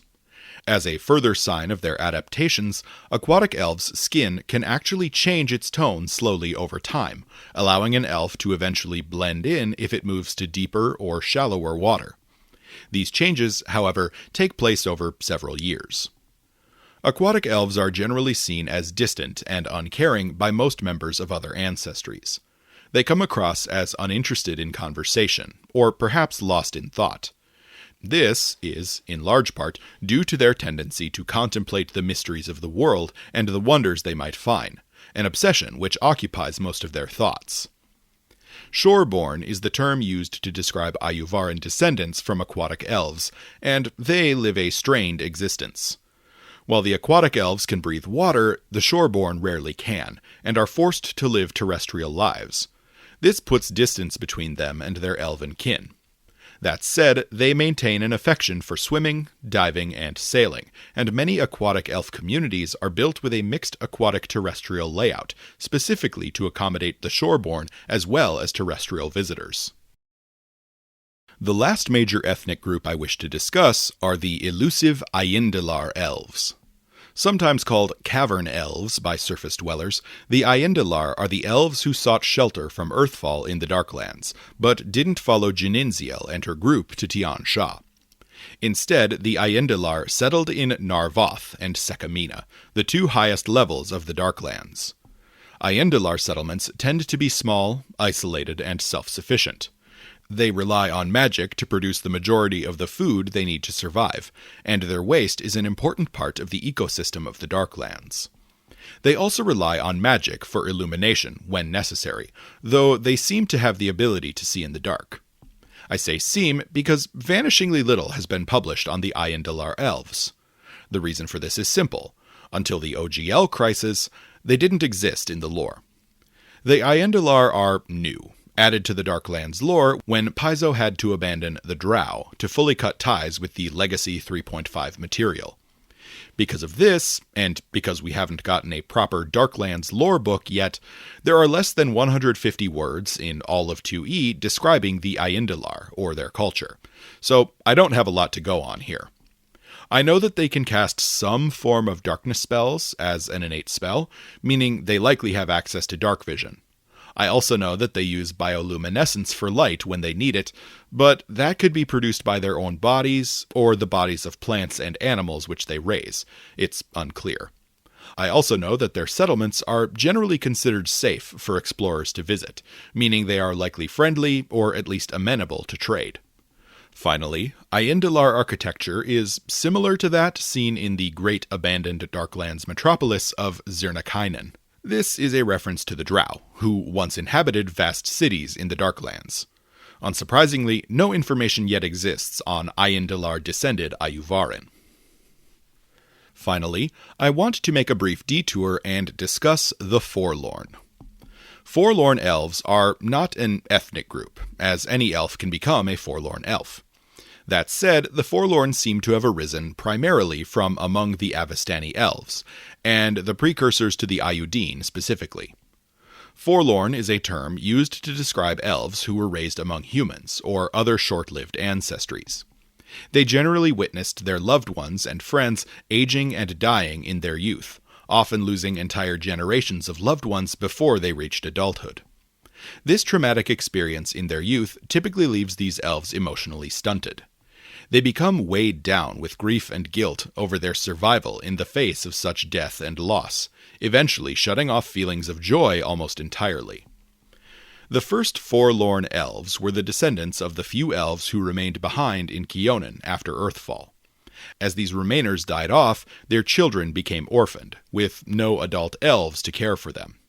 These children were adopted by local humans, and were forced to watch their new adopted families die off over their decades-long childhoods.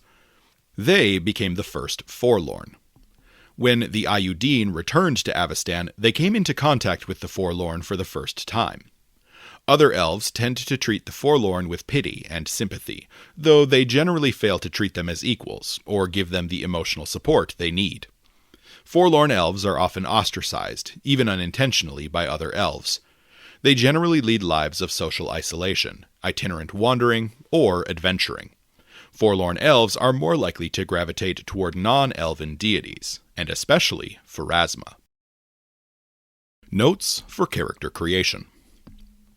I'll start off with a note for GMs. Spore War is an elf-centric campaign, and characters with connection to a variety of elven cultures from the Moangi Expanse to far-off Jinnen might be applicable to this story. For that reason, I suggest considering feats, equipment, or other options presented in books related to those regions. For instance, even though the katana is an uncommon weapon in the Inner Sea region, an elf from Jinnen could have easily brought one from their home country. Similarly, an elf from the Moangi Expanse or the Magambia might have trained in the Bugeng, or taw launcher weapons, developed by the Konrasu, even though such a weapon is likely unheard of in Avestan. At the same time, the Fae are relatively common in the region, so feats like the Fey-touched Universal Ancestry feat might make sense as well, even though they are rare.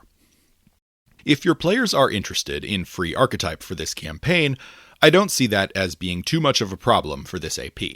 If you're interested in the limited free archetype variant, I would suggest allowing all the archetypes I mentioned by name in this video, plus the multi-class archetypes for the Cleric, Champion, Druid, Commander, Ranger, and Wizard. Moving on to notes for players, your PCs will start Spore War at 11th level, meaning you will have a fair number of decisions to make regarding feats, skill proficiency increases, and spells. Looking at equipment, you can choose to receive a lump sum of 3200 GP and then pay for all your gear item by item. Or, and this is the shortcut described in the GM core, you can instead receive 1 permanent 10th level item, 2 permanent 9th level items, 1 permanent 8th level item, and 2 permanent 7th level items, in addition to a lump sum of 500 GP, which can be spent on permanent items of up to 6th level, or consumable items of up to 11th level.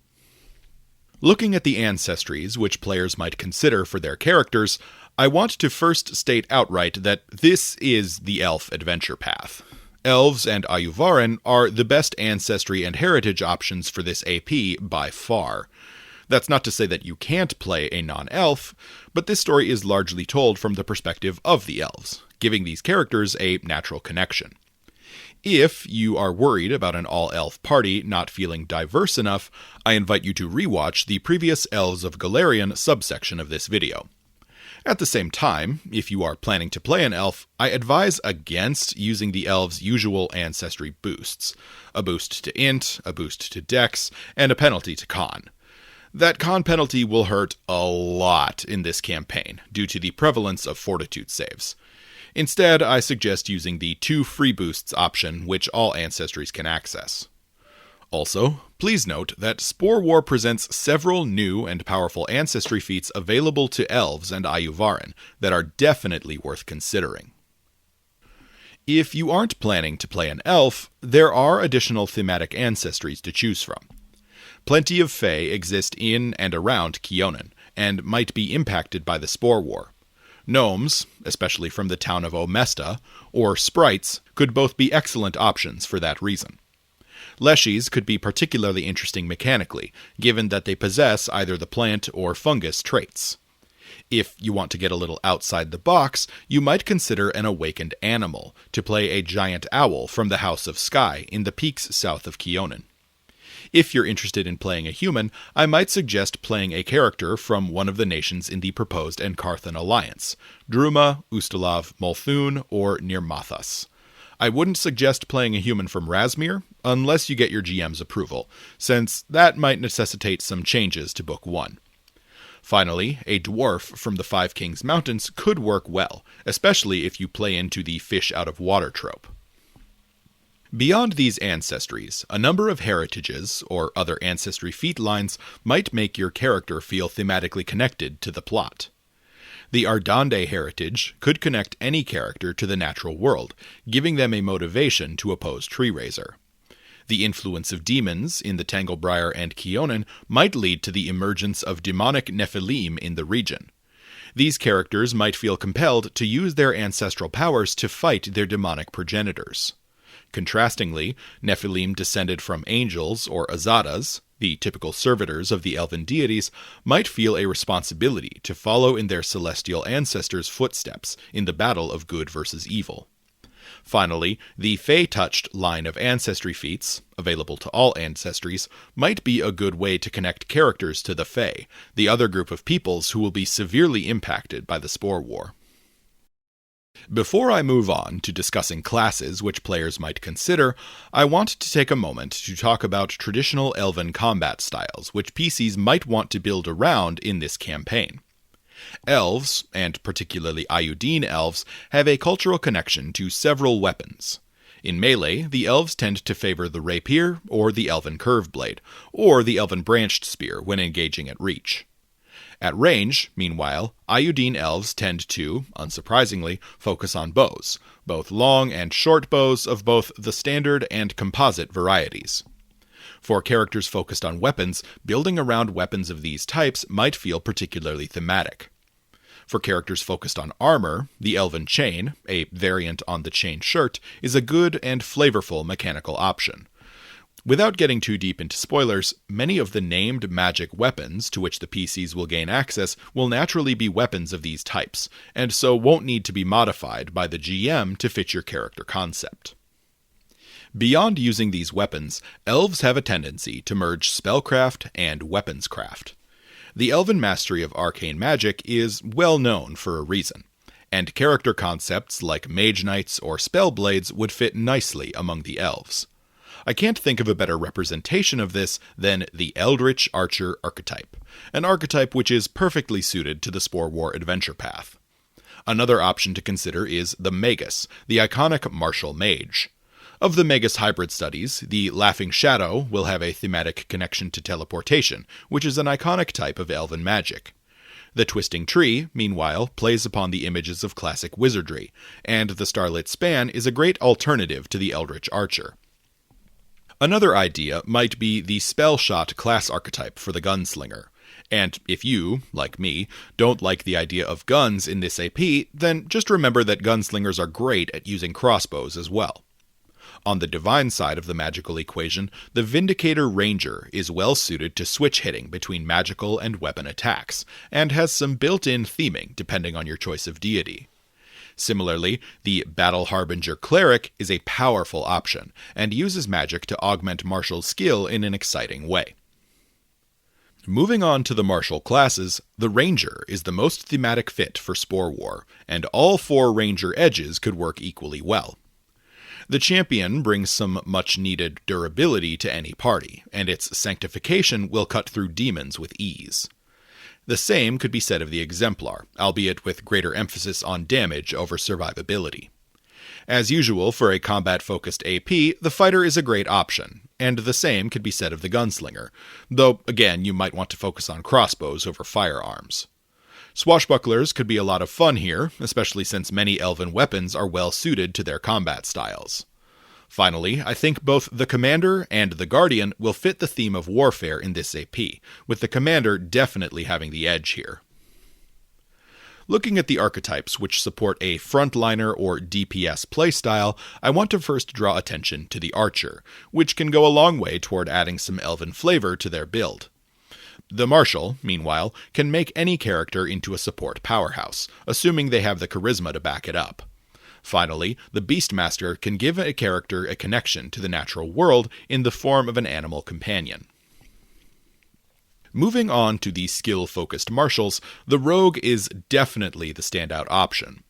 All Rogue rackets will have moments to shine here, but I want to draw special attention to the Avenger archetype, which merges religious fanaticism with skill mastery and combat prowess. Beyond the Rogue, the Thaumaturge could really be great in this AP, especially with the prevalence of weaknesses among the many foes in this adventure. The weapon, tome, regalia, and newly released shield implements are probably my top picks here, and Share Weakness has a lot of mechanical potential. A number of skill-focused archetypes are great mechanical and thematic fits for Spore War. The Herbalist and Medic will both aid in party survival, with an emphasis on natural medicine and military field medicine, respectively. The Scout, meanwhile, will help with stealthy exploration, and scouting lore could definitely be substituted for several exploration or infiltration skill checks if your GM is willing to play along. The Horizon Walker could really help out with the wilderness exploration aspects of the campaign, and even the Ritualist could have a few moments to prove helpful. If your GM is willing to allow you to lean into the Saboteur role, then you might even consider the Snarecrafter and Scrounger, allowing you to craft ramshackle items or even traps in the war-torn Kyonin. This might require some modification in monster behavior on the part of the GM, so check with them to make sure they're willing to play along if this sounds appealing. And now we come to the Spellcasters, character types which have a huge number of rich options to choose from in this AP. The Wizard, a classic choice for the Elves of Kyonin, is a great option here, and the new School of the Gates recently debuted in Lost Omen's Shining Kingdoms. This school is focused on the study of the ancient Ayudara and employs teleportation magic, including 2 new powerful focus spells. Clerics of thematic deities will work well in this AP, and all 3 doctrines can be equally effective. Sanctification and spirit damage can prove especially useful against demonic foes. Druids, of course, are a great choice in Spore War, with the exception of the Spore Order. Most druids have a natural distaste for Treerazer, giving them a built-in motivation to participate in the war. The Witch can be a fun option, and the Devourer of Decay, Mosquito, Resentment, and Wildling Steward patrons could all have rich thematic connections to the story. While not technically a spellcaster, the Wood Kineticist could be a fun option, with plenty of fun terrain interactions to play around with, though GMs might want to add some interactions with the Muon language and effects like Speak with Plants, since the AP weirdly doesn't provide many of those. Bards are relatively common among the elves, and will serve their party members well in combat. Sorcerers of the demonic, Fey, Nymph, or Elemental Wood bloodlines, meanwhile, will have plenty of thematic connections to the story. For animists, the most thematic apparitions are definitely the Custodian of Groves and Gardens, the Monarch of the Fey Courts, and the Stalker in Darkened Boughs. Both the Elementalist and the Geomancer archetypes could add some nature-themed flavor to any spellcaster. On top of these options, a number of archetypes are present among specific religious sects and regional organizations which could certainly participate in this AP. Followers of Ketifis, the elven god of forestry and hunting, might become a member of the Wilderheart organization.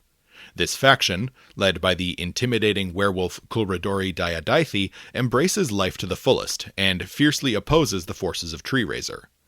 This is a new archetype in Shining Kingdoms, but I don't recommend players read up on it beyond the mechanics, since that book spoils the end of Spore War. Mechanically, this archetype focuses on an animal companion, some new powerful focus spells, and several abilities intended specifically for demon hunting. For Ilvarani, or followers of Fyndalad Lara, the elven goddess of art and architecture, the Twilight Speaker archetype from Gatewalkers could be fun. This archetype plays on diplomacy and society, emphasizing negotiation. Meanwhile, followers of Yulral, the elven goddess of crystals and magic, have access to the Crystal Keeper archetype from Age of Ashes. This archetype is cool on spellcasters and adds some flexibility to any build.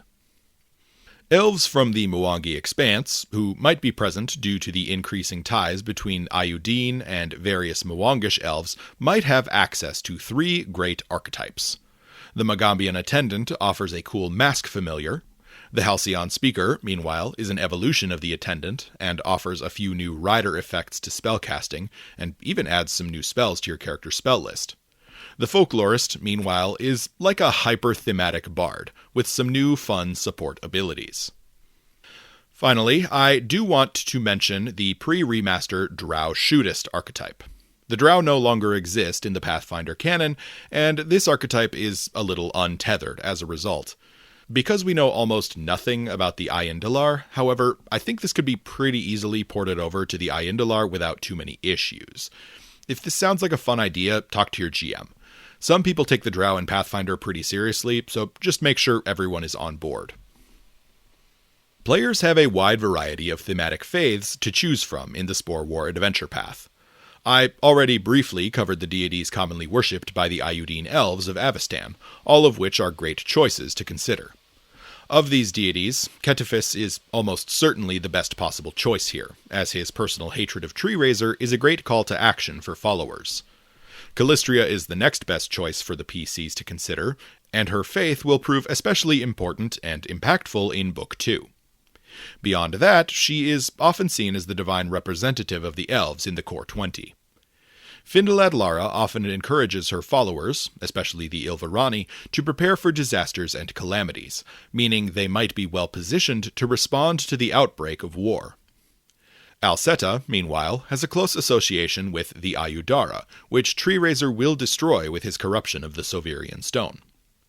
Yulral and Desna aren't especially closely tied to the themes of this AP, but are good aligned elf deities who would certainly oppose the demonic horde.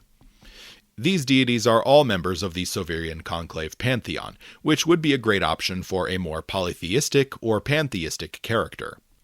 In addition to these deities, Nethys is widely worshipped among Avistani elves. I particularly like the idea of an elf wizard with a staff thesis, who studies the School of the Gate and worships Nethys. That just seems highly synergistic. Beyond these classic elven deities, a few other gods might be worth consideration, either for non-elves or for elves and Ayuvaran who are less closely tied to their specific ancestral pantheon. Milani, who was an Ayuvaran herself prior to her ascension, began her journey to divinity thanks to the assault of Treerazer. She despises the demon lord, but may be less than willing to work with the elven deities who, in her mind, failed to protect her people. The Green Faith, the non-deific religion of the Druids, is fairly popular in Kyonin and the surrounding forests, and practitioners would almost certainly oppose Treerazer's unchecked corruption. Similarly, Gozra, the dualistic nature deity of the wind and the waves, is opposed to the destruction of nature. His or her agents would readily join the fight, and might bring some fun personal volatility to a party. Erastil, god of families and the hunt, is less popular among the elves than he is among humans, and is something of a friendly rival to Ketefis. Still, his relatively few followers in Kyonin would almost certainly take up arms in defense of their communities, and they could have one particularly interesting interaction with a mission in Book 2.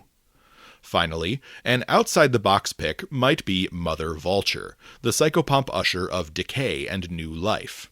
At first glance, this deity might seem too aligned with Treerazer, but a closer examination of her faith would reveal a compelling motivation. According to Mother Vulture, rot and decay are not inherently bad, but Treerazer has corrupted their natural processes, and must be stopped. Closing things out for player-facing options, let's look at the backgrounds available to PCs in this adventure.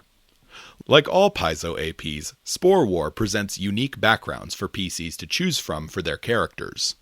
In this case, 6 backgrounds are available.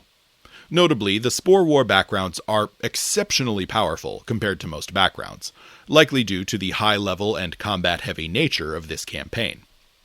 Most backgrounds also present each character with a thematic or narrative connection to a famous elven hero from ages past. The Blight Survivor background represents characters who have had at least one intense experience with the Blight of Tanglebriar. This experience is left vague, and is up to you and your GM to specify. Regardless, you survived this experience with the Blight thanks to the lessons imparted by the mysterious Callistrian witch Silicifex. Silicifex was an early combatant against Treerazer's Blight, and the methods she pioneered for resisting his corruption have been passed down among the elves for centuries. In addition to being trained in nature and the fungus lore skill, you gain the Natural Medicine skill feat. On top of that, you gain the ability to cast the Cleanse Affliction spell once per day as an innate primal spell, which automatically heightens to half your level. The Demon Hunted background represents characters who possess a familial connection to the ancient elven hero Kailas Sindar.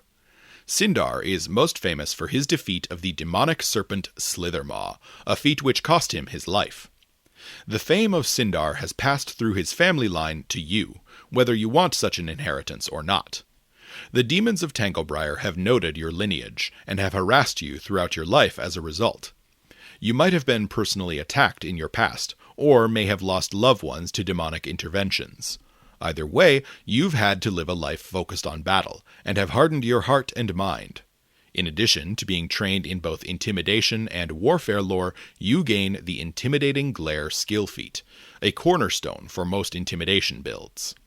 You also gain a +1 circumstance bonus to saving throws against mental effects, which increases to +2 when you witness a demon suffer from their sin vulnerability. The Fiend-Breaking Pilgrim is probably the most specific, and represents characters who have traveled on a pilgrimage from Kyonin to Jinnin. The pilgrimage follows the path of the legendary staff Fiendbreaker, which was brought to Kyonin to aid in the first war against Treerazer. Fiendbreaker was originally forged by Jininziel, founder of Jinnin, to aid in wars in nearby Tianjing. Modern pilgrimages are less about bringing the legendary staff to demonic battles and more about making a journey of self-discovery. In addition to being trained in religion and the Treerazer lore skill, you gain the Quick Identification skill feat. You have the ability to use Treerazer lore to seek or sense motive against creatures you believe to be agents of Treerazer. You also gain the unique Hunt the Razor's Pawn action, which you can use to seek or identify demons and to penalize their saving throws against your spells.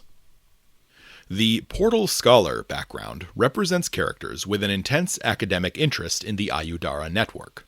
Originally created by the brilliant elven scholar Candleron, the Ayudara were critical to elven establishment and expansion on Golarion. With Candleron's disappearance, however, the ability to create or expand the network has been lost. You are one of the scholars currently studying the network of Ayudara across Golarion. In addition to being trained in Arcana and Architecture lore, you gain the Arcane Sense skill feat. You also gain the unique Restorative Teleportation reaction, which allows you to restore a small amount of hit points to yourself after casting a teleportation spell. The Story Collector background represents characters who believe in the intense power of stories and storytelling.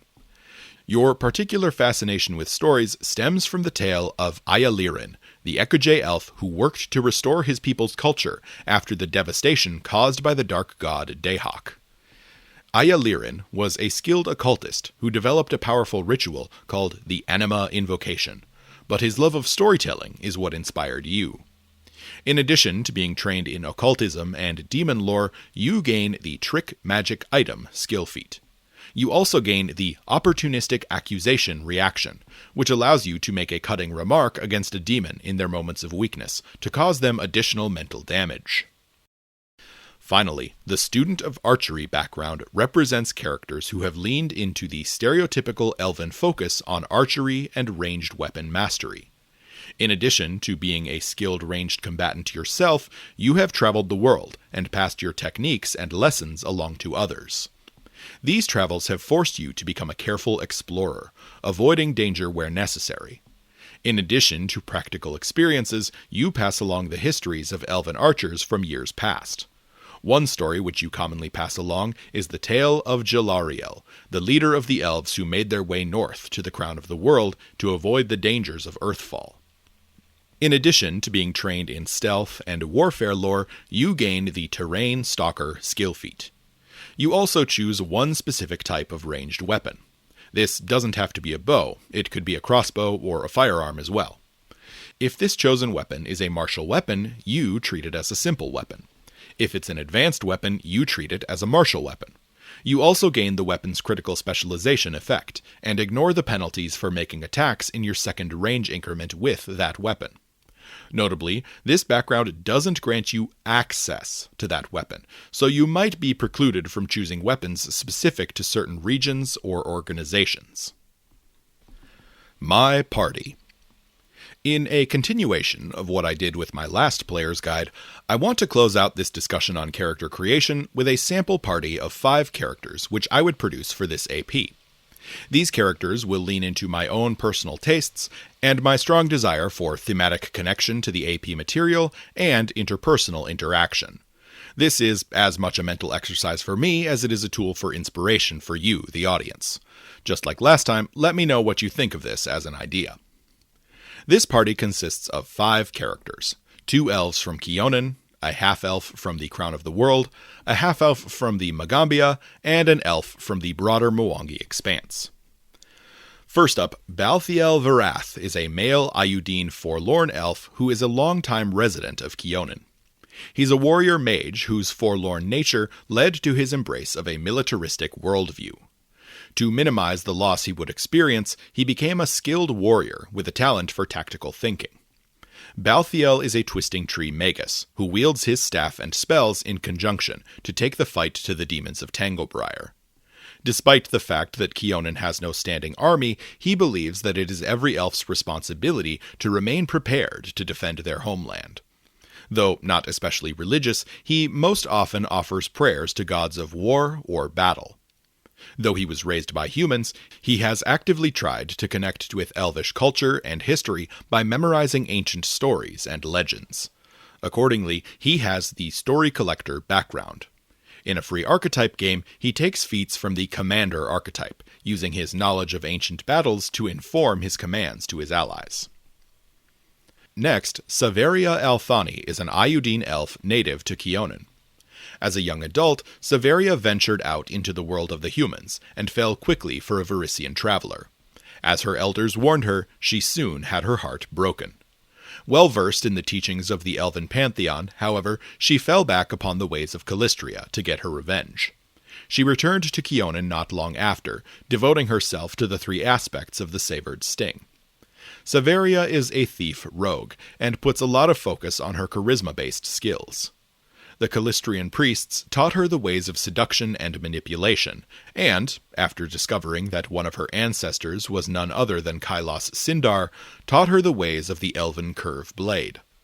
Due to her lineage, she has the demon-hunted background.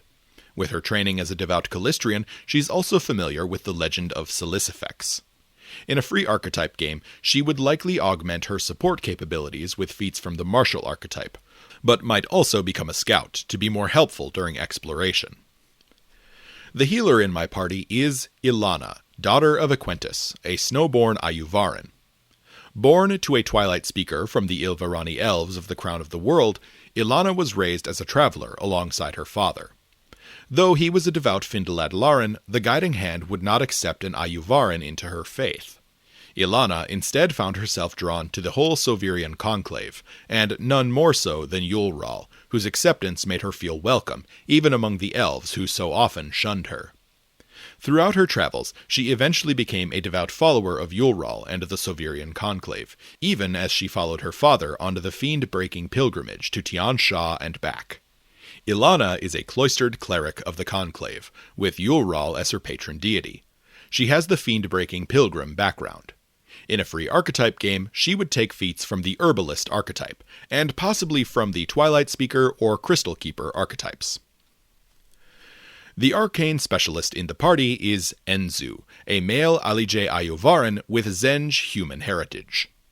Enzu was raised among the Alije, and was sent to acquire valuable knowledge at the Magambia as a student of wizardry once he came of age. This changed with the betrothal of Zazirile to Queen Telandia, when Enzu was assigned a new task: follow Zazirile to Kyonin and learn the ways of the Iudine elves. Arriving in Kyonin, he became fascinated with the newly established School of the Gate. He eventually found the faith of Alceta, and though it is foreign to him, it feels like a natural fit. He takes great pride in the mask he carved to represent his religious devotion, tying his Alije culture to his newfound faith in the Welcomer. He has the Portal Scholar background. In a free archetype game, he would take feats from the various Magambia-related archetypes detailed in Strength of Thousands. Finally, the woodsman in the party is Enethe, an Ekuje elf from the jungles of the Mwangi Expanse. Hearing tell of the coming alliance between the Alije and the Iudine elves, Enethe became curious about the strange demons who threatened Kyonin, and elected to travel to Avestan. His goals are twofold. He will act as a representative of his people, so they might not miss out on a valuable alliance, and will witness and learn from the demon-hunting techniques of the Iudine. A devout follower of Ketefis, whom his people see as a warrior god, Enethe underestimated the dangers of the Tanglebriar upon his arrival. He was rescued by the Wilderhearts, and, despite his suspicions of their willingness to embrace lycanthropy, he soon bonded with them over their shared devotion to the arts of demon hunting. They taught him the means of surviving in the Blight, passing along the lessons of Silicifex the Witch. As such, he has the Blight survivor background. In a non-free archetype game, he's a ranger with the precision edge. In a free archetype game, however, he changes to a fighter with feats from the Druid and Eldritch Archer archetypes. I love the Eldritch Archer, and I would absolutely use this opportunity to play one. Despite their varied origins, the members of this party have plenty of interactions to experience in roleplay. Let me take a moment and examine this party through the lens of the five-man band trope. In this framing, Balthiel acts as the leader. He's concerned for the well-being of his colleagues, and will grow from someone who keeps them at arm's length to someone who opens up. Despite being a full elf, he bonds best with his Ayuvaran companions over feeling out of place in elven society. Severia is the Lancer, the team member who is most likely to strike out on her own and butt heads with Balthiel. She eventually bonds with Enethe over their shared hatred of demonkind. Her confidence serves as a point of inspiration for the more timid Ilana. Enethe is the big guy, the most reliable damage dealer with a level head. He bonds with Enzu about missing the jungles of the Expanse and the food and music of their homeland. He also bonds with Ilana, as he was raised in the faith of Yulral. Enzu, meanwhile, is the smart guy, the most educated and intellectual team member. He bonds with Ilana about their shared status as Ayuvaran, and feeling a responsibility to their people while still feeling separate. He and Balthiel share academic and tactical notes, while also swapping stories and legends. Finally, Ilana acts as the heart, the emotional center of the group. She partners with Enethe to locate and collect valuable herbs, and confides in Balthiel in an attempt to get him to open up emotionally. I really like this party, and I think it shows off a lot of potential narrative connections characters could leverage in this campaign. GM Advice, or How Might I Run This? Warning: the following section is intended for GMs only. If you're planning to play this adventure path, I suggest stopping this video now. I'll need to discuss some spoilers to properly address my suggested adjustments to the adventure. You've been warned. Alright, first things first. Holy cow, there are a lot of data points to track in these books. With the Triumph points, the anti-Treerazer points near the end, which war interludes had points spent on them, and which Witch Bowl goals were completed, there's a lot going on here. The final book in particular is a huge lift for GMs, even without modifying anything and simply running the book as is. I strongly suggest giving the entire campaign a thorough read-through prior to starting, and keeping a notepad handy to write down all the data points you'll need to be tracking. I know of some tables that use co-GMs to manage larger or more complicated campaigns, and this honestly might be a good opportunity to do so. Okay, now on to my actual suggestions. I've organized this section a little differently than normal, and I'll be listing my suggestions in order of the amount of work necessary to implement them. Early changes are relatively easy, while later changes are much more involved. First up, I'm not in love with the way this AP starts. I don't mind the idea of a flashback combat at the beginning to draw the attention and gratitude of Queen Tilandia, but I'm a little tired of the diplomatic gathering as the opening scene for a Paizo AP at this point. Triumph, Wardens, and Mythspeaker all start with these social functions as their kickoff events, and they all feel a little samey after a while. To give Spore War its own unique feel, I suggest assigning the PCs not as attendees of the party, but as hired security, who have a secondary mission to win over the partygoers.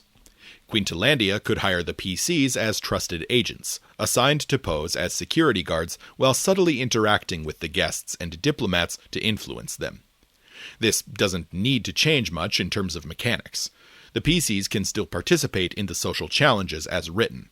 I might even allow the PC's interactions with the diplomats outside of the event itself, as they escort specific guests to the party through the streets of Greengold.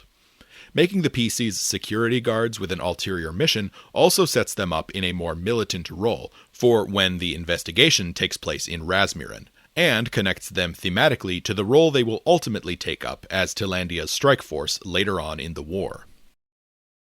Next up, I need to ask, what happened to the Jaharlu spores? One of those spores exploding is the inciting incident of the war, but after that they kind of take a back seat and aren't meaningfully addressed on screen. The Jaharlu spores are an incredibly potent weapon, effectively a set of tactical nukes which Treerazer has already deployed throughout Kyonin.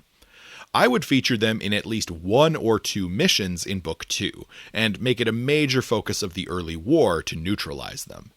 My idea is to have a mission which forces the PCs to explore a location where a Jaharlu spore is expected to be, then locate it and secure it without Treerazer's knowledge, possibly with the aid of some primal or divine ritual.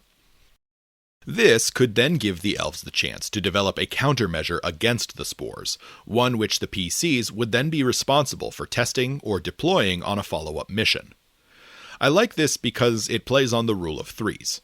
The first interaction with a spore in Book 1 shows off their danger. The second interaction gives the heroes a chance to fight back, and the third interaction shows them conquering the challenge. Then, when the PCs find the Jaharlu lab in the Witch Bowl, they can feel satisfaction knowing that they've rendered so much of Treerazer's war effort useless or obsolete. Moving on to possibly my favorite part of the whole AP, outside of the final fight, the war interludes are a great idea. They have so much potential to allow the PCs to feel like an isolated strike force behind enemy lines, while also giving the players themselves an opportunity to witness the rest of the war, and feel like they and their characters have agency and are having an impact on larger events. That said, they need a little bit of work to truly shine. First off, wow, these interludes are wildly inconsistent in their punishment for not using a triumph point. I realize the idea of the fog of war should prevent the players and PCs from having a solid grasp on the long-term impacts of their decisions. That said, some of these war interludes can make things way worse than others if the PCs don't spend a triumph point. My first suggestion for the war interludes is to allow the PCs to use warfare lore, or a similarly appropriate lore skill, to gauge how severe the consequences might be. This should then help inform their decision-making. My second suggestion regarding the war interludes is much more involved, but I think it has a lot of narrative potential. I would expand each of the war interludes to be more than a simple blurb or paragraph. These should be mini-episodes in the campaign, little cutaway scenes and maybe even entire encounters which involve minor NPCs. The goal of expanding these sections is to provide the PCs with the perspective of other characters on the war. In doing this, I want each of the war interludes to have its own emotional impact, and the choice to conserve a triumph point should feel painful, even if the players know they will need one in the future. If you really want to get creative, you can even generate low-level temporary PCs for the players, allowing them to inhabit characters in these scenes and to directly experience the consequences of their own decisions. And, finally, we come to the most work-intensive suggestion I have. Put the war on screen. What do I mean? Spore War, as written, is a story about an elite strike force which mostly ignores the front lines. It might be fun to throw that narrow focus out and expand the story into a much larger war epic.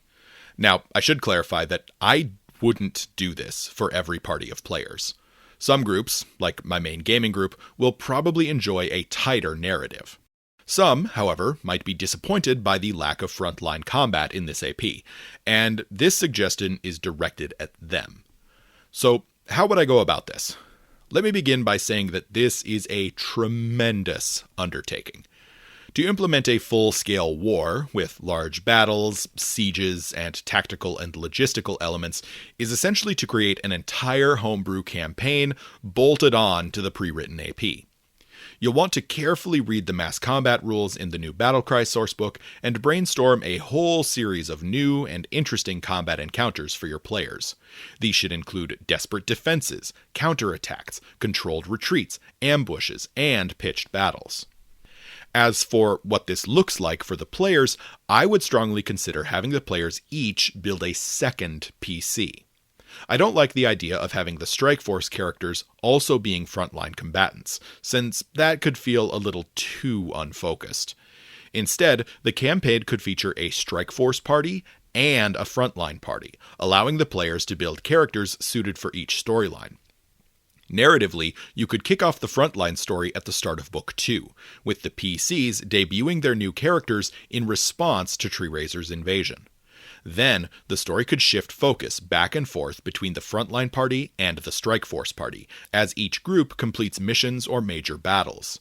This also opens up the opportunity to rework the war interludes into story beats, which the frontline party can experience directly.